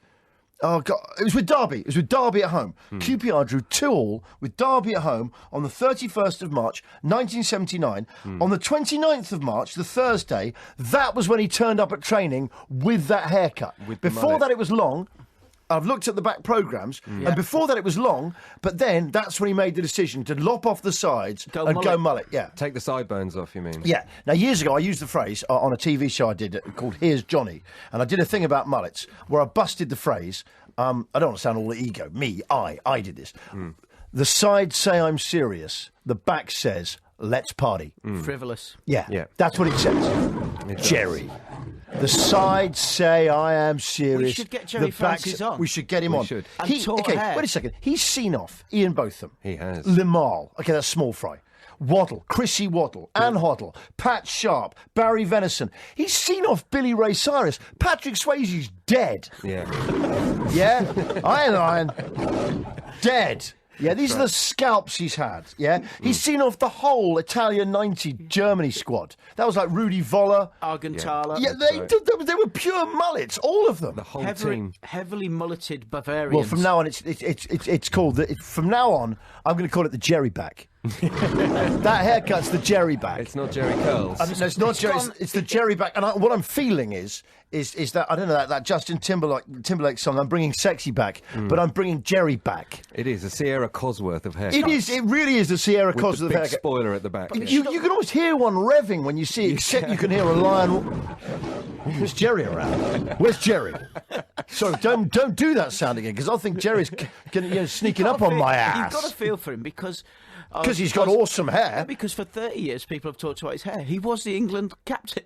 I know he's the England captain. But nobody under the age of 40 would know that. But does he They ever just think there's that guy with a mad hair. But does he ever think that perhaps his managerial career, obviously Tottenham was the big stumbling block, but does he? What I like about him is he's ballsed it out. He said to himself, no. I'm sticking with it. Because what they're saying is either the hair goes or Jerry does. It turns out both go.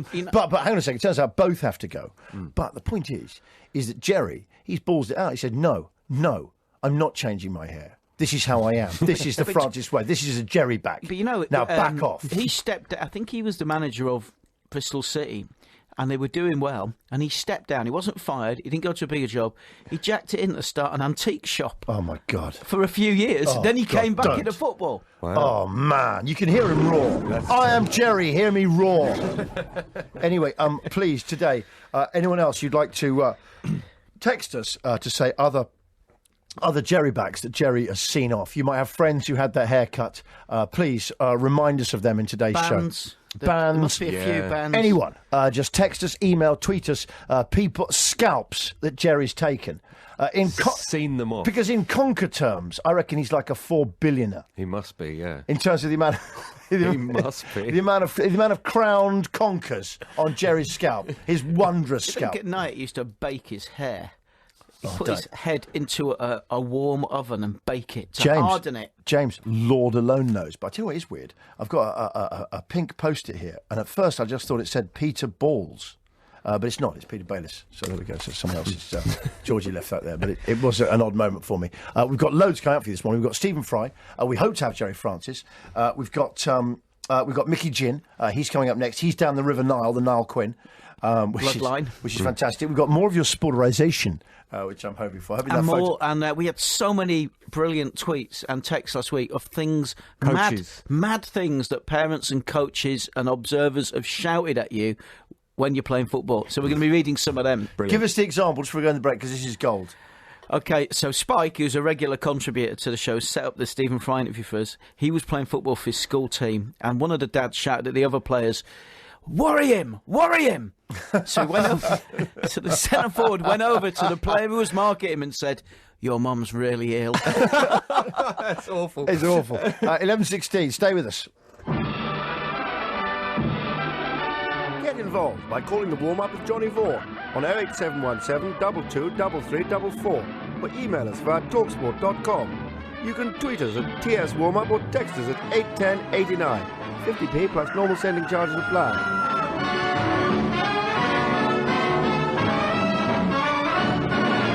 Gav is next door to me. He's looking through his iPad mini. Gav, what's your vibe today, Gav? What's your vibe? I'm lekker today, bro. Hey, what's your vibe this afternoon? What do you plan to do? Brana? No, my vibe today is sheer terror, you know, because we've got Man City. We've got Man City at home. Have you? Yeah. No. Just not. No. Yeah. Asuna. Yeah. Anyway, welcome to the warm-up on Talk Sport. I was just reading about Richard Bacon. This is on Jerry Francis Day, St. Jerry Francis Day here, the day of hair. That's his hair. That's a recording of his hair. We put a microphone just under his collar. And that's that's the noise it makes. But I was reading Richard Bacon's, this is a bit everywhere, I know, but I'm going to bring it home, don't worry. I was reading Richard Bacon's wonderful column in the Sun today, which I like because he gets it just right, for my money. Mm-hmm. But he's given us a great little nugget here. He says, here's a little nugget I got from a book that's so good you'll tell all your friends. And that's exactly what I'm doing, Richard. It's about Kim Jong-il. Sorry, Kim Jong... Kim Jong-un. Kim Jong-il's son, Kim Jong-un. And incidentally, I still am so sad that Prince Charles... Prince William and Kate didn't call their son Kong. In case he became king. Yes, in case he became king. Well, he will become king. King Kong of Britain. No, but to have King Kong of Britain. That would be great. Parades to the coronation of King Kong. It would be awesome if Britain had it. Britain had a King Kong. Of size. Yeah, king size. King size is a good one, yeah. And we now welcome King Size Rizzler. Yeah, King. Yeah. No, but King Kong. Yeah. Anyway, listen, let me just get back on track here because I've got distracted now with the lure of Britain having a King Kong. King Kong the First. King Kong the First. King Kong 1. King Kong. Especially he was actually quite a tall man, and they used CGI to make him bigger for the coronation. They thought, do you know what? He's called King Kong. Let's make him bigger than the Abbey and have him just clinging to the side. King Jong-il. King Jong-un. When you read that, no, his dad, Kim Jong-il. When you read that, it's like the first half of Korean football score. Kim Jong-2. yeah, King Jong-un. King Jong. I once heard Alan Parry commentate a game. I think it was Alan Parry. It might not have been, but he was commentating on a South Korean game in the World Cup, and he said, three players in the Korean side called Choi's. Their names very, very similar. It was extraordinary. He also said, and they'll be singing and dancing on the streets of Cameroon tonight. Mind you, there probably is every night. Which is absolute beauty. Anyway, the point is, in South Korea, every single household, according to Richard Bacon, every single household has to have a photo of Kim Jong-un on the wall. No, and North Korea. North Korea, not in Richard Bacon's house. Yeah. But every single household in North Korea has to have a photo of Kim Jong-un, and they have to dust it. And I would suggest it should be the same with football fans in Britain with Jerry Francis. Everyone right by the door, and they should really bring up the colours in that kind of kitschy, iconic light of just Jerry just looking out there in Kodachrome with a tiny little calendar underneath it as well, like you get from popes. And it should just be the back of his hair. I've got a text in here. I saw Jerry Francis at a Richard Marx concert a couple of years back. Richard Marx. Great detail, isn't it? And the mullet was more impressive in person. TV does it no justice. And that's from Gab. It is the 35th anniversary of the launch of Jerry Francis's hair. You're looking back there to the 31st of March when Jerry unveiled that cut. OK, we've now got a guest on the show. We're very excited. Get ready for Mickey Gin.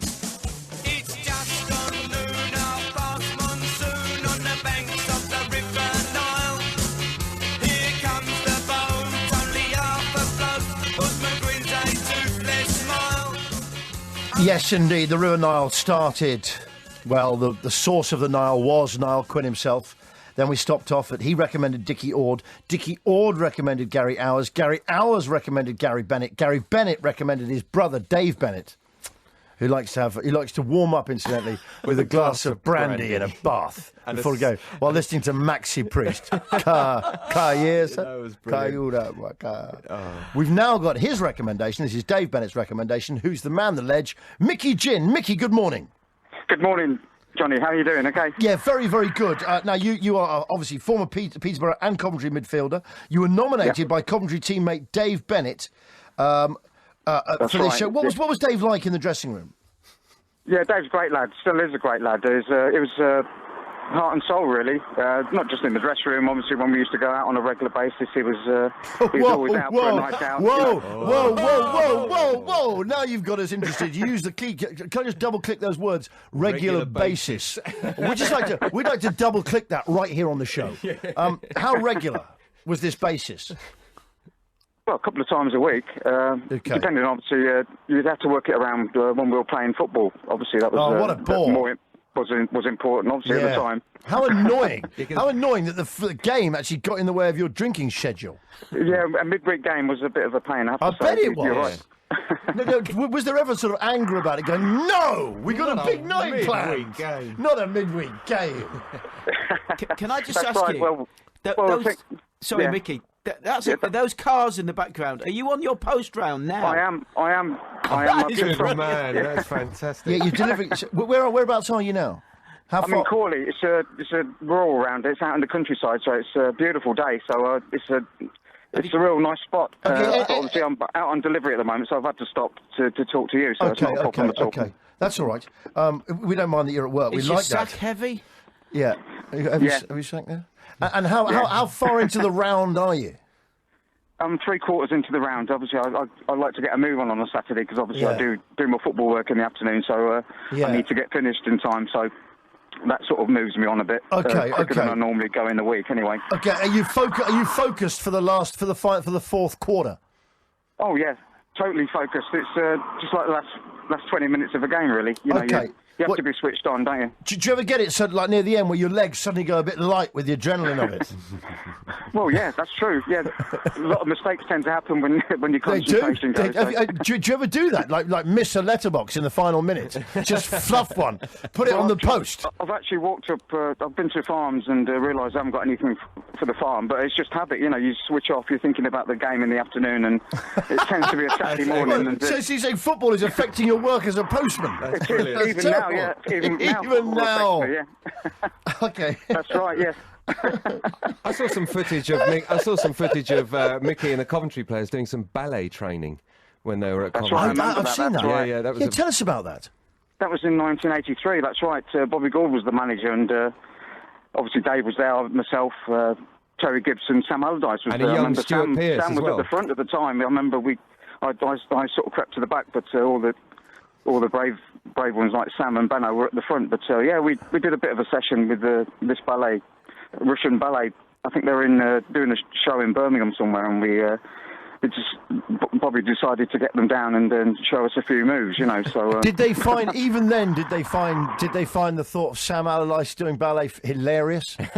Well, Sam probably needed it more than us, really, because he weren't the lightest on his feet. No, or on his head. Oh, that's true. Which is one of the wonders of nation. It is like a fridge on someone's shoulders. That's true. I'm not sure in the present day modern football that ballets actually come into the training routine. Well, they've got yoga, haven't they? Ryan Giggs They've does got a yoga, bit of yoga. yeah. They got a bit of yoga.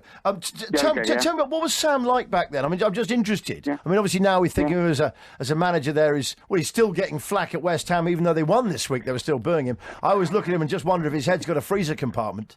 But does he? Sorry, it's really childish of me. Yeah, well, obviously I'm only. But back then, did he get flack for it? Back then, did he get a bit of flack? Did you tease him a bit? Well, Sam could look after himself. I know he can. I vividly remember we played at St Andrews against Birmingham, and I've never seen Mick Hartford ever get carted off a football pitch, but he did that day because Sam sorted him out. And Big Mick Hartford? Yeah, honestly, that's the first time I think Mick's ever been sorted by anybody. And no. And we said to Sam, why did you do that? And he said, well, I was just getting my revenge back on Mick because he'd done him in a game previous, you know. So, and he wasn't making. Sam could look after himself. It was good to have in the side, obviously, because you want your characters in your team and your winners. And obviously, he's gone into management and carried that on. He's had a fantastic career as a manager as well. Shall I tell you something? Of all the things I've heard in this section of the show, I have to say, someone taking on the head waiter, Mick Hartford, with his movie star good looks. I know. No, that's how I described him in one issue of Onside. Fans will know him for his movie star good looks. And it had a picture on the cover. It had a picture of Mick Hartford dressed as a waiter, waiting by the far post, and it said, "The head waiter talks." It was really good. With ice fresh from Sam Allardyce's forehead. Yes, with crushed ice from Sam's head. Yeah.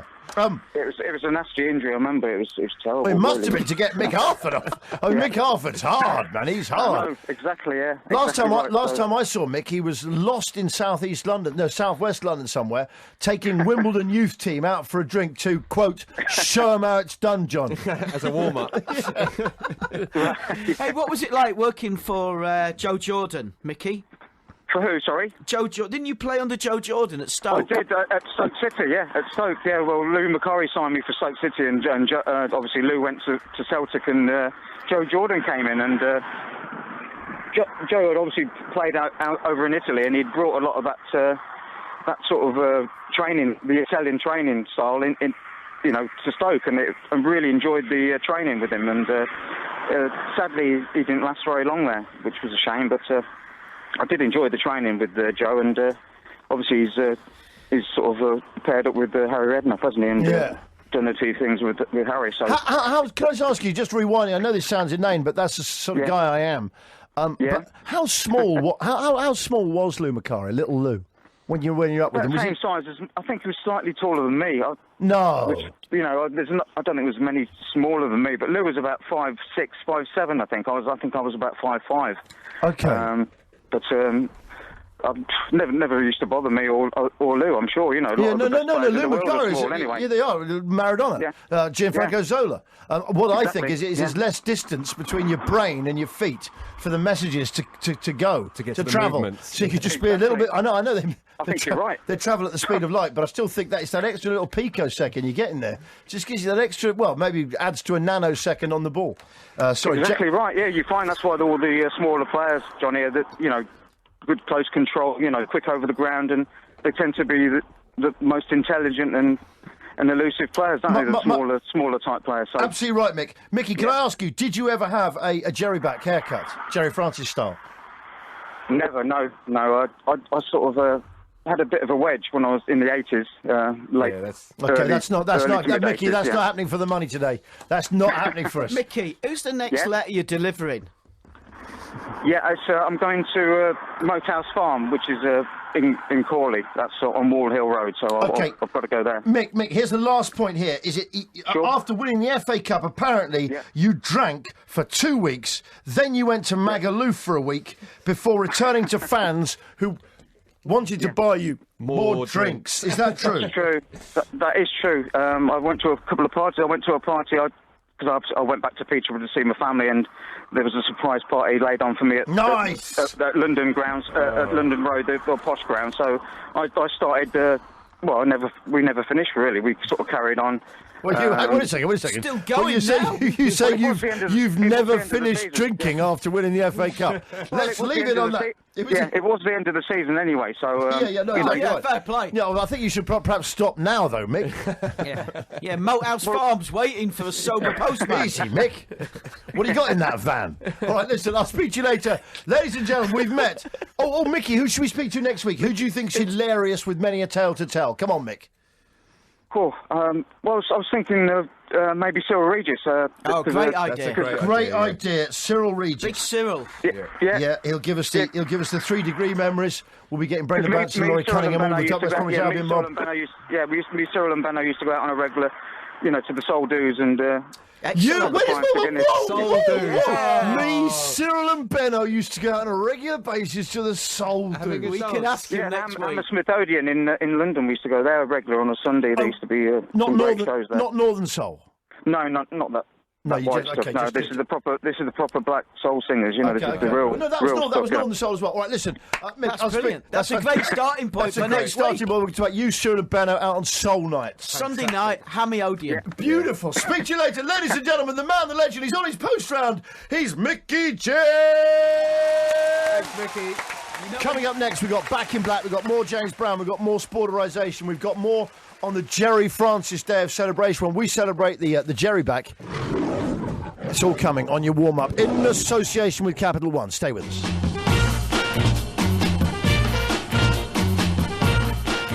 Johnny. Yes.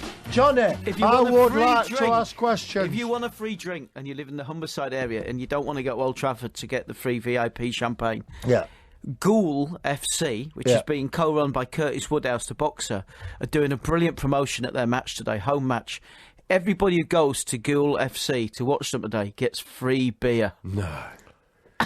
That's not going to end well, is it? No. I can almost hear Mickey Quinn doing a U-turn. There he is. Slamming the anchors on. Alan Brazil. I can hear the entire TalkSport roster of talent U-turning cars and moving like straight over the central reservation. Alan Brazil, handbrake turns in a car park near Ipswich. All the traffic reports are changing. All the traffic reports are changing. Today's chaos on the roads as TalkSport staff headed to Ghoul for a free drink encounter.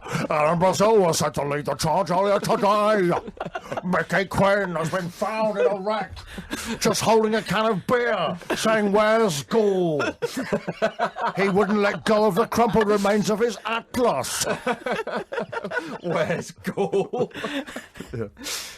Well, anyway, what a great promotion. That is great. Yeah, it's a fantastic promotion. A great innovation. It's a Ghoul great promotion. FC. It's a great promotion. If you watch Ghoul FC, you get a free beer. I've always been trying to encourage Mr. Abramovich to buy the whole crowd a drink at the end of the season if and when we win. Well, he has in a way, hasn't he, buying all those players? And that's what blew up from Lee. And it was really funny, right? Because I was listening to that Johnny Vaughan, right, as a cocky Chelsea bloke, and we ain't cockney. You nearly swore then, didn't you? I did, yeah. And James Brownie has given it. Jimmo Brownie has given it to him. He said, yeah. Well, he has, hasn't he? Buying you all them players, and he give it to him. I love that because I don't like you. We hate the Chelsea scum. Wash your mouth out, Mum. Okay, I've got some stuff on. It's International Jerry Francis Day, as you know. Yeah. That's a recording of his hair. That's from it's like a hair sound. That's actually an extract from one of his pre-match team talks. It was, yeah. When he was at QPR. That was him. From that documentary. That was him saying, "Make sure you stretch out, lads." But anyway, Jerry Francis has sent off not just Chris Kamara, but Lionel Richie and the bloke from Coming to America. Oh yeah. Just let your soul glow. Yeah, I've got soul glow. I've got one from Scott Wishaw. That's Chris, the lead. You now, that's from Chris. always a fan of Leeds. He's put 4 U's in front of the United. United. Scott Wishaw says Jerry Francis has seen off Chuck Norris. He has, yeah. I've got one from Marcus the Postie in Devon. I'm doubting that. I remember I watched Walker, Texas Ranger religiously. It's the greatest show on television. And he's not got a mullet anymore. Well, Not anymore, it's no. long at the back. Let's leave Marcus it the at that. Postie in Devon said he's seen off Jason Donovan. He has. He certainly has. That's another good spot. Anyone else, any of your mates who he's seen off, please, anyone who's had the Jerry back and he's seen them off, please name them. We want more of Jerry's scalps that he can claim. More Jerry scalps. He's taken a lot of scalps. Yes. I think both of them still remains the big one. Yeah. Because he was stubbornly there, and that was just 2 of them left in that one. There was, yeah. It was neck and neck. For It a really while, was. And yeah. Billy Ray Cyrus. And he broke his achy, breaky heart. Yeah, and Billy Ray's hair would still work in Texas, wouldn't it? No doubt about that one. Yeah. Talk Sport. On air, online and on TV at Sky Channel 0108. Oh, yeah, Durban's famous for it, yeah? Yeah. Yeah. What's your vibe now, Gav? Still scared. You're scared? Yeah. Yeah. But you're at the office now. Yeah. So what's your vibe here now at the office? I'm warming up, Johnny. Exactly right. I've got Dear Deirdre coming up for you today. Another great letter as we take a break and get feminine. I've also got, I've got an interesting comment. I think it's interesting. It's a big day. It's a big weekend, obviously, in the title race. It's 4 teams really competing. And this is what I had to say earlier on TalkSport. At the moment, it's just like watching Olympic rowing, isn't it? Where you're looking at the bows of each of the boats there, and they just nudge ahead, then the other one goes ahead, and they're nudging ahead, and gradually you see one gaining, and that's a bit like the title race at the moment. What with Liverpool coming up 1 point short of Chelsea there. That's what I had to say earlier. Was that an interview you gave earlier? That was an interview I gave earlier, yeah, to myself. They should use that on the news. I went to record You started pre-recording interviews with yourself. Yes, I have, yeah. What was... Go on. Why That don't was you because just... it's the only way I'm going to get a word in with me. Let's have Back in Black.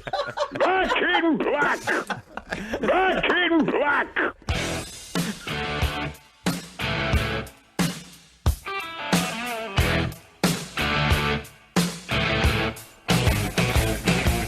Back in Black! Hit the sound!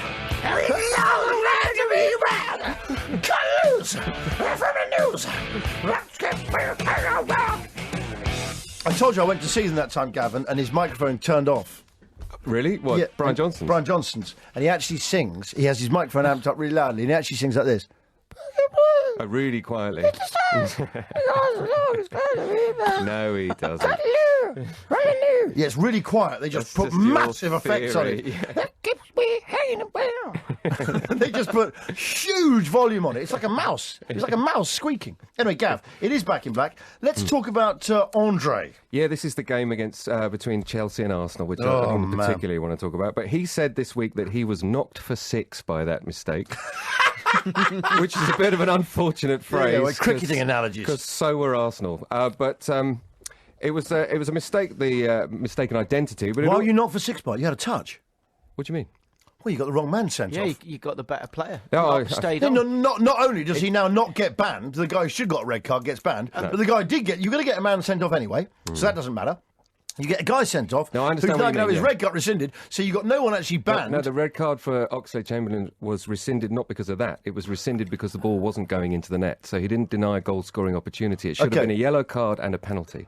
So it would have Okay. been 3-0, but it would have been 11v11. Okay. And there would have been a chance maybe of it not being I 6. figured, okay, that's I think all. Arsenal still would have lost the But game. that's a bit academic. You know, Yeah, it is, you it can is, yeah. understand a referee actually giving the penalty and then sending a man off. So I figured actually you haven't lost the guy. No, yeah, you I haven't got understand any what you game mean, bans. yeah. It's nice and everyone We looks said good. it on the day anyway. It's a very didn't good tactic, You're actually. already losing 3-0. we? I know, yeah. They should have special substitutes you can bring on who look alike to get sent but off. This takes me to that he's due to ref Southampton versus Newcastle today, and that's a problem for him because all the Southampton players have got the same haircut. They've all got hipster beards and They hair. have, yeah. Yeah, they So have, yeah. he might have Maybe a that's the problem. ruse. That's the ruse. Confuse the You're ref. exactly right. Confuse the ref. The second item, Real Madrid. In Spain, their version of the professional game match officials. Well, this is the lottery thing, yeah, isn't it? that's right. They decided they don't like the system following their defeat to Barcelona, the 4-3 game, which was an amazing game. It was a judo party in the sun. They Have we got anything by judo party? I'm not sure. I think we had a tune by them last week. By I think Fields of the Vengalim. Yeah, by Nagasaki clones. By the Nagasaki clones. But anyway, the Nagasaki pilots. They want to go back to the lottery system instead of the governing board picking the refs. And That's what I said the other week. It should be random. And they also want to take away the principle of avoiding refs from the local area. Yeah, well, we avoid that in London anyway because there are no refs from London. That's right. But that's the deal is that this is where they've got it all wrong, and I hate to get serious. That's why it's not going to be that serious. But it's ridiculous because you've got as I bang on about it quite a bit. I know James gets bored, but the rules of football. Yeah, the rules of football, let us not forget, are half owned by the home nations here in Britain. We've got half, and then FIFA have got the other half. There's 8 votes in all. Yeah, we've got 4 of them. They've got 4. No, wait. What it means is that FIFA have got no right to actually be in charge of refereeing. There should be a separate... It's ridiculous. You have the same people in charge of refereeing who are in charge of football and the running of football. Referees should have a different place they're coming from. They should be appointed by a neutral body that's got no vested interest in the game whatsoever. It's a bit like, the staff... And it's a bit like at the moment. You imagine if you imagine it as like a school, it's like not having any staff at all kicking around. It's just prefects in charge today, or people are appointed as monitors by people in the school. No, you got to have a staff room, something that's separate from the rest of the. You know my attitude. What? It should be a wolf. I forgot that. That's such a good idea. It's a brilliant idea. They should train and wolf ref. They should train and raise and breed special border collie wolf-like dogs to referee football who can make no error. And they just keep up with play. They can keep up with play. They're just moving around. They're just people on the touchline just go. Come back!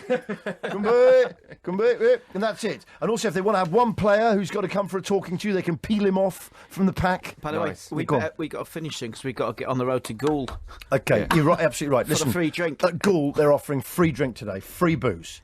For anyone who turns up. I'd love it. Whereabouts is it? It's at Humberside. North Lincolnshire. North Lincolnshire. Yeah. Was that old North Yorkshire or was that South Humberside? Or? No, that's just North Lincolnshire. Okay, it's North Lincolnshire. Oh, it's code. Anyway, get down to Gould today because we want about 120,000 people there all getting free drinks. We think it would be hilarious. 1 million people turn up. The biggest round ever. Yeah. It's 11:57 right here on Talk Sport.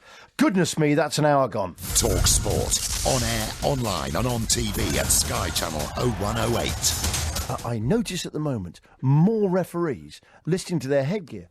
I reckon they've started to use video play. They have. Well, not videos necessarily, but someone else's view. Definitely using the early ref. The ref who, the ref who's going to be at Old Trafford today, they're listening to our show. Are they? Yeah. Book him. Book Rooney. Yeah, book Rooney. Book Rooney early. Off. No, but I'm just saying, watch out for this, because I think they're secretly... I don't know if it's Vincent Tan's involved. I'm not saying it. Vincent Tan. Video replay under pain of death? I'm not saying that somewhere deep in Cardiff City there is the fourth official lying on an aluminium slab being taped there by those weird wrist manacle things while a laser beam makes his way up his crutch. Imagine if Vincent Tan hired Gus Poyet. Oh man, put him in charge of discipline. Mayhem down there. Feed him to the pigs. Yeah. I'm gonna feed him to the pigs. No, get it out. I made what I could on the side, eh? For all I know, he had my cousin Angel Fernandez here. Manolo, cut that piece of... Okay, that's enough. Your Gus Poyet impression has gone from bad guy in Salvador to someone in Scarface. My name is Gus Poyet. Make way for the Gus Poyet. All your Gus Poyet characters have been written by Oliver Stone. I know they have, haven't they? Make way for the Gus Poyet. Got us the last thing you're gonna see here. Talk Sport. On air, online and on TV at Sky Channel 0108. I'm Johnny Vaughan, joined by Gavin the Woodman Woods and James Brown the Printrepreneur. This on Mother's Day. That's Muthas. Yes. It is actually, it also doubles up as another Saint's Day, which is St. Jerry Francis. It is 35 years ago since that hare debuted at QPR versus Derby. Yeah, saw off all comers since. He really has. Another person he's seen off is, of course, Kevin Keegan. Yeah. He had a spiteful little mullet, didn't he? He did. Spiteful little curly mullet. I always imagine those little Admiral shorts. Do you remember those lovely little Admiral shorts? The Really, small no, they shorts. really suited his body shape, didn't did, they? yeah. He used to sit nice in that kit. Yeah. Didn't Like he, Kev? Maradona, yeah. But I suddenly realised that Kev, with Geordies, he's gone from being King Kev with a capital K to sort of King Kev with a. He went to sort of small K with a small lowercase K with an apostrophe in front of it. Have you noticed the announcement or the arrival of big signings has not come on at all since Keegan went back to Newcastle? When Keegan signed as a player, I'm sure he arrived in a helicopter. Yeah. As did Juan Mata. Like a rock star. Yes. In the last century, you know, when you get a big signing, get them coming in on them James Bond things. Did you say the backpack? And in the last No, century... concentrate on what I'm saying. No, in the last... I can't. I'm distracted by your just... Yeah, well, forget my accent. This is an important issue. If you are going to make a big signing... Did you pull up here in a Drysdale horse? Don't come in. No, but it's like someone's pulled up here in it like you've pulled up on like one of What's a them... Drysdale horse? Big sharp. Well, go on, what is a I don't know, Drysdale one of them horse? horses with great big flared hooves. Well, like après ski Well, boots no, where the from horses, the where it's 70s. so old-fashioned in Yorkshire, even the horses still wear flares. You know what I mean? They've got those white flares. Farrow hooves. Yeah. I've actually been... I've seen him, one of them great big horses with the flares on. No, that's a Shire horse. Yeah, one of them great big horses. But James, when you said, And I do not think signings have moved on in the last century. He's right, though. Since the last century, No, it's true. they haven't since last century. It is true. it's true. It's Oh, absolutely let's true. get them to arrive in a helicopter. Yeah. Yeah. Come on. Come on, What do you rubbish. want? Pulling up on a Shire horse? Or maybe Yeah. a plane with a banner hanging No, behind what it. about this? If your ground is near a river, like Nottingham Forest, for instance, A what about barge. the new signing floats? Cleopatra's barge. No, he floats down on a lilo. Yeah. Just something a little bit more innovative. Yeah. Nottingham Forest signing a new manager, get him in on a lilo. On a lilo? Shows That's he's a man of fantastic. the people. He's been distracted. Or He's Bone relaxed. style with loads of those 70s sort of jet skis with the pop-up handlebars, and they all Yeah, or a the space whole hopper. squad approach the Trent End like that, and That'd then be they brilliant, go. though. You know, Man United do a big signing in the summer. He comes in onto Old Trafford on a huge space hopper. Yeah, that'd be- He'd just be different. It'd just be different. It'd be more entertaining. Or his Or Zorbs, his- or one of those Zorb balls. Yeah, but it's just like, oh, here's Juan Mata in helicopter. Yeah, Keegan Yeah, did great, that. yeah, great. Keegan did that in the 80s. Yeah, that's old. Yeah. Yeah. He's so old. At least, is it Zorbing or Zorching? Yeah, that'd in be those brilliant. balls.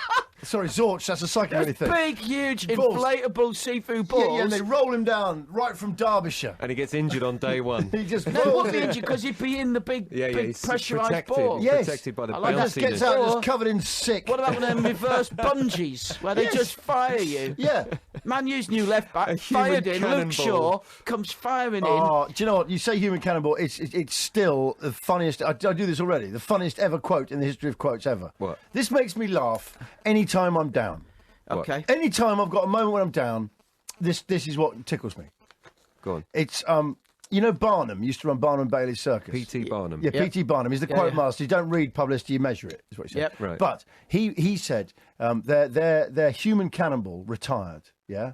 Don't cheese salad anyone if you've heard it. Yeah. But their human cannibal retired, and he was giving a speech to the press, standing there with the human cannibal. He's a short, fat geezer. And he's standing there. He's just gone, and his quote was, he says, "How do you feel about him departing?" He says, "Well, obviously we're absolutely, we're really shocked and stunned." He says, "It's going to be really hard to find another man of his calibre."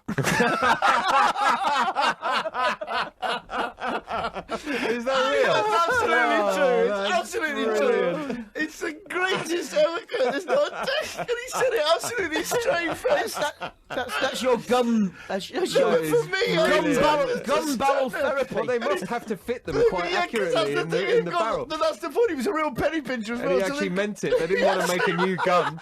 They've actually got a man. They've actually got to find a man of exactly that calibre. That's It's brilliant. unbelievable. It's going to be very hard to find another man of his calibre. That is Oh, it's superb. 12:39. I've just been told. All I keep hearing in my ear is screen, Johnny, screen. At first, I thought he meant scream. What might it be? He means look at the screen. It is our producer who's come all the way from Northern Ireland to be with us. He's torn himself away from a teletext there, just checking like a really low budget. His life's like a low budget version of The Matrix in front of teletext. Anyway, he wants me to go to Dave Raw, who's got an update from Burnley versus Leicester at Turf Moor. What's happening there, Nay? Not a great deal, actually. 24 played. It's Burnley 0, Leicester 0. Big blow. It's time for our warm-up predictions. It is, yeah. We've got a wench on the bench. Wench on the bench, what's your name, please? Bella Shaw. Bella Shaw, indeed. Yes, second week in a row with Bella. Second week in a row with Bella. Did you mean to sound like the returning officer then? In the No, election? I didn't. Conservative. Yeah. Bella Shah, wench on the bench. Second week in a row. Bella, we will be playing with nasal breath today. Last week, I have to say, bad effort. No girls do this. Yes, they did. Every other wench on the bench has done it. All right. Come on, let's do it. Okay. Come on, let's do it. It's the reason we do it is because when I was a kid, cricket commentators, even though they had those special lip mics, they used to deliberately open them up a bit just to get a bit of, because pipe smokers, I think a lot of them are pipe smokers, they just loved a bit of nasal breath. So you get that, and that's a much better class of ball. It's 158 miles to Goole.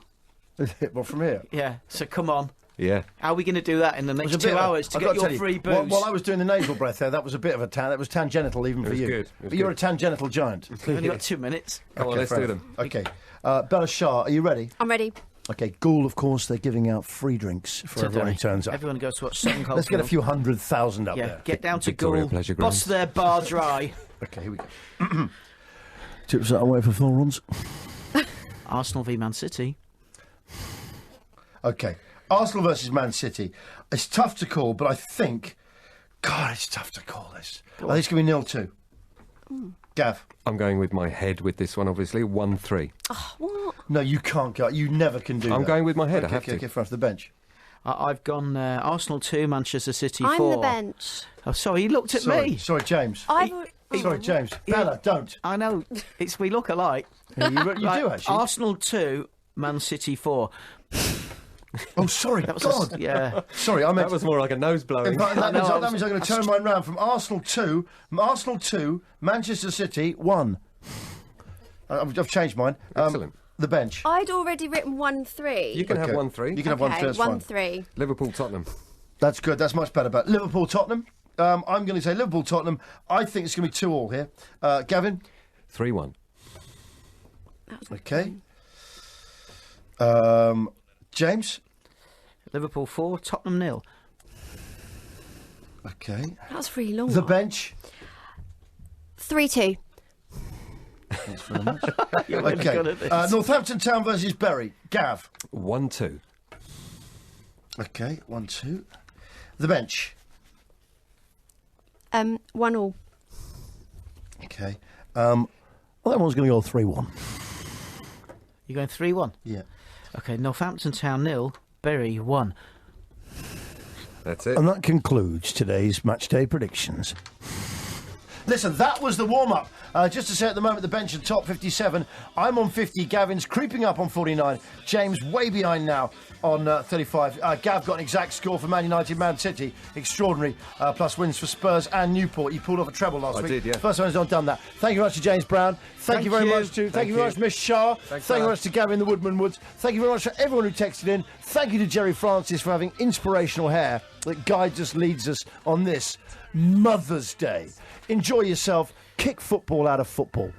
Never, ever, ever let the football spoil a good day out at the football. You can't do it. You can't do it. Check our podcast. It's very good. It's literally, it's the opposite of this. It's 2 hours crammed into 20 minutes as opposed to 20 minutes crammed into to 2 hours. It's 12:56. Thank you for joining us. Big day today. Enjoy it. That was the warm-up podcast. Hope you enjoyed that as much as we did. It was a great week this week. It flew by on Jerry Francis Day. Mickey Gin on his postal round. We had Mickey Gin on his postal round. Interrupting work to talk to the listeners of the warm-up. Yeah, talking about sometimes he's so focused on football in the afternoon, he'll walk up to a farmhouse empty-handed, forgetting there is no mail for them this week. He's just at the end and his legs have gone all light. And that's what happens to him. And his 2-week bender after winning the FA Cup final. Peter Bonetti was a postman when he retired from football. He was a postman on the Isles, the Scilly in the Isles in the Isles of Scilly. No, there wasn't the Scilly Isles. It was the. They don't like it if you call it the Scilly Isles. No, the Shetland Islands. Oh, the Shetland Isles. Yeah. The postman's a traditional nickname Hang on for a minute. someone who delivers, isn't it? Yeah. Hold on. Well, especially Whoa! if they're a porn Hold star. on a minute. That's actually Ron Jeremy's nickname. No, hang on. Is the postman because he always delivers by the sackload. early 70s League Division 1 goalkeeper, postman in the Shetlands. Yeah. I can match that. Go on then. David Harvey, Leeds United goalkeeper.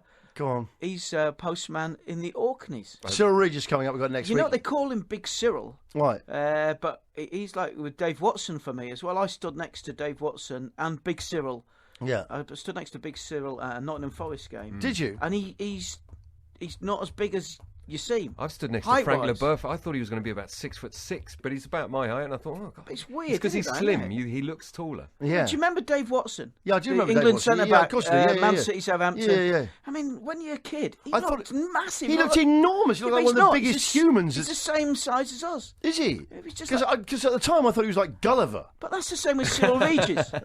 Cyril Regis, a football agent. I was chatting to him at the Players Not that Lounge at big. Forest. Not Whereas a giant. Glenn Hoddle, enormous. Really tall. He's about 7'2". Is he? Glenn Hoddle's enormous, yeah. He's actually massive. Angus Young is tiny. Is he? Who But is you only have to look at the SG, the Gibson SG guitar he plays. It covers his whole Oh, do you use torso. guitars for scale? Well, you have to. An SG is not that big a Well, it's guitar. like Kelly Jones from the Angus Young. Stereophonics. And he's tiny. That's where he absolutely wears the tiny. skull kit. Kelly Jones from the Stereos, who I don't think anyone handles the guitar quite like him apart from Prince. He just looks so good with it. It suits Tiny. the smaller man. It does suit the smaller man. Listen, we've got to move on. Wayne Rooney's favourite band, Stereophonics. Are they? Support Leeds. Do they? No, yeah. Kelly's a big Leeds fan. No, he's not. He is. He is. I'm going to call him up after because I know Kelly. You can do that. He'll Okay, tell you. well, If you knew listen, him that listen. well, you'd know that. Okay. If you knew him that well, you would know that. Anyway, listen, that's the end of the podcast. Let's not make this too laddish. That was the podcast. Hope you enjoyed it. James Brown's been here. Gavin Woods has been here. I hope you enjoyed it.